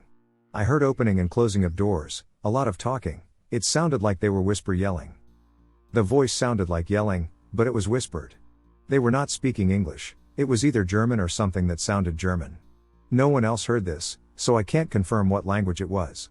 But I know that about 20 minutes or so later I heard the car start, and I could hear the car driving off. It's also not uncommon for people to camp through only half the night, especially since it was a weekday and maybe they needed to be somewhere the next day. I fell asleep and woke up at around 5 a.m., as did all my friends in the tent, and it was starting to get lighter outside. We got out of the tent to go to the bathroom. It's a desert, and there are not many places for privacy, so we thought we'd go find a place in a group and do so before all the boys woke up too. As I was holding a blanket up around my friends, we looked up and noticed what looked like a woman dressed in traditional clothing, with her face mostly covered, on top of the mount behind our camp. She was looking straight at us. Maybe she was curious? Maybe she was a villager? We don't know if there was another village on the other side of that mountain where she came from. My friend waved at her. She didn't wave back, she just stood there. Then turned around and walked backwards. I felt goosebumps. I didn't like that. My head turned towards where the other group of campers was. They'd definitely gone. I looked back, and there was that woman, not having fully left the mountain, but now it was like she was sitting, and I could only see the top half of her head. Was she waiting for us to leave? The rest of our day was normal. We talked and played games and ate. We even packed up our stuff before sundown and just relaxed around the fire until 8 p.m. It was starting to get darker now, and we decided to drive back home. We all got into our car and drove towards the mountains to take a path from around the mountains to see where the woman came from. But there was no village there. Maybe the woman was like us? A camper that climbed onto the mountain and left later? It wasn't scary, but slightly unsettling that she chose to stare at us. We were driving through the same village we passed through the day before. But there was no one there. Sure, it was nighttime, and they could be sleeping, but what freaked us out was how the village looked wrecked. Like it wasn't lived in. The houses looked like they'd fallen apart, the bricks strewn across the road, our tires going over them and causing the car to shake, which added to the pure fear I felt. It looked like a bomb had gone off, but there were no bodies, no people at all. There were no animals or any other signs of life. The buildings that remained had bits missing, like they had been decaying for years. Where are we? My friend opened her phone. Al Jazeera al-Hamra, my friend replied. She started reading the article's Ghost Town. What was weird was how this place was only an hour away from our city, which is weird, because we haven't been driving for 4 hours, we haven't passed any of the places we had to pass. We haven't been driving for longer than 2 hours, and we're only an hour away from our city? We saw the other car, we were horrified, all of us. It was like we accelerated somehow or drove for much longer than we thought we were driving. We drove through the city. It was like I could literally see the same house that I saw only a day ago, but this time, ruined, aged like it had been abandoned for years. We reached the end of the village, exiting onto a proper road. Sitting in the seat at the very back, I was too scared to look back to the village. But my friend did. She started crying in a panic. There was that woman, the same one from the mountain, running behind our car. The whole time we were driving through the village, we didn't see her, nor did we see anyone else. But there was running as if she wanted to harm us. The car went impossibly fast, and both the cars and we drove away from the village. We were terrified. I didn't sleep when I got home. I told my mom what happened, and she told me to pray and even asked an imam, our priest, to pray for me. I moved out of the country a few months later. I didn't feel okay anymore. Every now and then I Google the place, watch videos, and read articles about the village. The village was abandoned in 1968. We visited this place in 2019. In broad daylight, and there definitely were people there, but not when we passed through it again at night. Remember the story I told about the local fruit seller saying he drives through an area to make the lychees fresh? The most ridiculous thing that happened was when we unloaded the cooler to empty the water left behind by the melted ice. But the ice wasn't melted. There they were, all the windows fogged, and he was hearing a lady screaming for her baby. The screaming got closer and closer. And then handprints formed on windows. A woman, who appeared to be from the 1800s/1900s, began to scream. The lady then vanished from sight. Now that's part of the story, I think. The family member was part of the military and didn't seem too scary, but he would go to haunted sites from time to time with no issues. It was just this one road that got him scared. His family member refuses to give any part of the location out. So does anyone know where it could be? I wanted to know if it is really scary or something. Thanks. The ghost car of Snake Road. I think most every small town in America has a place like Snake Road. A place that teens come to cruise around in their cars at night and that is commonly accepted by the local youth as haunted. The ghostly residents of the road run the gamut of legends that are common to Midwestern towns. A fellow on a bridge who appears to those who turn off their engines and lights. a church that used to be host to the clan that's inhabited by victims of lynchings past, strange screeching creatures that you only catch a glimpse of in your rear view, and a number of others. The most relevant to this story, though, is what kids referred to as the ghost lights or the ghost car. Now, I don't consider myself to be a paranormal investigator. Hell, I don't even believe in ghosts. I did believe, however, that such roads make amazing places to cruise a blunt with the cute girl from my math class and other such delinquent activities. This means that I'd spent my fair share of time on the road, probably more than most folks in my high school. None of the ghost stories scared me except for the ghost car. Because everyone saw it, including me. I don't mean that in the way that schoolgirls will say they saw Bloody Mary after saying her name in the school bathroom. I mean that it was just a fact. I'd seen it, all my friends had seen it, there were pictures and videos of it. Probably the best evidence of its actual existence, though, is the fact that local police had actually looked into it. The police were interested because it was no secret that the ghost car did not like any other people on the road. To say that it drove aggressively would be quite the understatement. The bastard actively tried to run other cars off the road. It would appear from nowhere and nearly T-bone you coming out from random old mining roads in the thick forest. It would follow you with barely an inch between your bumpers. Some of my more imaginative classmates would claim it actually rammed them. It would swerve and feint as if it was trying to pit maneuver you, and it would even occasionally speed all of the way around you to block the road and rev up its engine, forcing you to turn around. As for the car itself, it looked like it may have started as an old Chevy Blazer, but it's a little hard to tell, as it had some sort of Mad Max treatment. It was lifted a ridiculous amount, had a bright light rail on top, a brush guard, presumably for the ramming, should it decide to do so, and a myriad of other modifications that made it look a lot more like some sort of demonic military vehicle as opposed to a mode of actual transportation. Suffice to say, it looked both cool as hell and scary as hell. One particular night in early fall, it was time for another foray out onto Snake Road. The girl I was talking to wanted to go, and, much to my chagrin, she was tasked with watching her younger sister for the evening. Since my odds of making out with my date were already effectively ruined, I went ahead and invited a freshman from the baseball team that I'd taken a liking to and who I was attempting to mentor, or maybe convert to being a fellow rascal like myself. The kids were excited, they couldn't drive and had only heard stories of the road.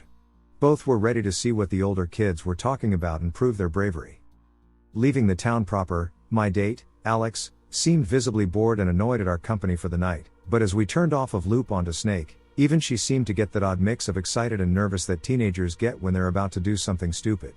The other two, Mara and Ben, were on the edges of their seats with their eyes darting from one side of the road to the other. Despite my hormone-fueled wish to get Alex's pants off, I was actually having a good time. It felt good to be the brave one in the group without a care in the world, and I relished in my nonchalance knowing that I looked cool in front of the others. The forest was, admittedly, creepy as duck at night. Tall trees creeping to the shoulder of both sides of the road, making it seem like they were moving in to close you off. Dense undergrowth that made it impossible to see more than 5 feet of forest floor. Besides, the road earned its name by snaking and zigzagging through the tree-covered hills, which meant that at almost any given time you didn't see more than 50 yards or so ahead. Snake Road was nearly impossible to drive quickly. We did all of the typical things on the road, stopping at the KKK church, stopping on the bridge to attempt to summon a ghost, and shining my mag light into the trees in an attempt to see something unexplainable. Despite all of our efforts, nothing happened. My 3 compadres were still having a blast, the kiddos were properly terrified despite the lack of activity, and even Alex seemed to be entertained.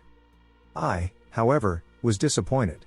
I didn't feel that they were getting the full experience, and I wanted to scare the ever-living shit out of them all. So, I hatched a plan in my head. Although there were only 2 residential homes on the entire road, there were a number of old dirt and gravel roads that would appear suddenly and lead to places unknown even to me. My bravery, apparently, only went so far. But with an audience, I couldn't resist. Normally Snake Road ends in another country road that will eventually take you back to civilization. Tonight, though, I pulled a U-turn to take Snake all of the way back to where we started. About halfway back home, again, with no spooky sightings, I pulled off onto one of the dirt roads. As my headlights shined down the path, they fell on a dilapidated barn, much to my surprise. Shit, let's leave. This is someone's property. Alex was in the student council and a great student. She clearly was worried about getting a trespassing ticket and harming her reputation. It's probably haunted. Mara followed up with it. It looks like I could push that barn over. I don't think anyone is still using it. We'll be fine. It could be haunted, though. The last sentence I added purely for the benefit of Ben and Mara. That's because I'd already hatched a plan. I turned off my lights, put my car in park, and announced that I had to take a leak and we'd leave in just a minute. Taking a leak wasn't a lie, but I also grabbed a joint and cigarette to smoke where the kids couldn't see me. After this, I'd sneak back up behind the car and scare the bejesus out of all involved. I stuffed a beanie in my pocket so I could pull it all of the way over my face, figuring it'd give me a scary look in the pitch blackness. Just 5 feet into the woods, I slunk behind a tree and did my business and smoked my smokes, then began to creep my way back up to the car. To my immense surprise, right before I yanked my hat over my face, I was blinded by a bright light. In my confusion, it took a moment to locate the light that was shining out of the cracked door of the barn. Once my eyes found it, I recognized it immediately even though you could only see a sliver of the source. Only one pair of headlights can be that high up, and I could just make out the light rack above those. I'll admit it, I froze for a second. The ghost car was revving its engine loud enough that it sounded like a jet engine, and then it started creeping forward. When the headlights reached the slit in the door, it jerked forward abruptly to force the doors open with the bush guard on their bumper. "Get the duck in the car." Alex's voice snapped me back to reality, and I threw myself into my front seat and started my car back up. "Duck, I'm way too stoned," for this ran through my mind as I yanked the gear in reverse. Now, I didn't drive any sort of race car, but my Impala was all reliable, and I was used to doing stupid things in it. My car sped backwards down the dirt road, and, taking apparent notice, the car in front of me took off so fast that it threw up dirt and dust. I'm not too proud to admit that it wasn't my amazing driving that kept us from getting run over. The rat bastards backed off every time they nearly drove up onto my hood. Still, I made good time making it out to the main road. While backing out and completing my turnabout, the ghost car actually made contact on my driver's door. It wasn't hard, but it made a point. I am pretty sure my sphincter was in my throat as it backed away and revved again and took off towards me once again. But it was my turn to throw gravel, and we took off forward just as the other car sped through the space my Impala had occupied a moment before. I'd never driven the road so fast before, maybe not any road so fast. Every corner, my trusty car threatened to slide off of the road or fishtail my back end into a tree. The ghost car was still just toying with me, though. It got close enough to hit me every time I was forced to slow down to control my car, yet never quite did. Once or twice it worked its way up beside me, a pretty dangerous and impressive feat on a road so windy and narrowed, before dropping back.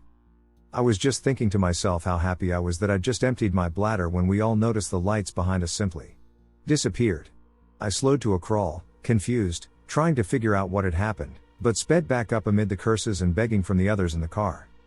We were nearing the end of Snake Road and crossing back into the commonly agreed upon boundary that no one had ever seen the ghost car cross when we saw its lights in front of us blocking the road.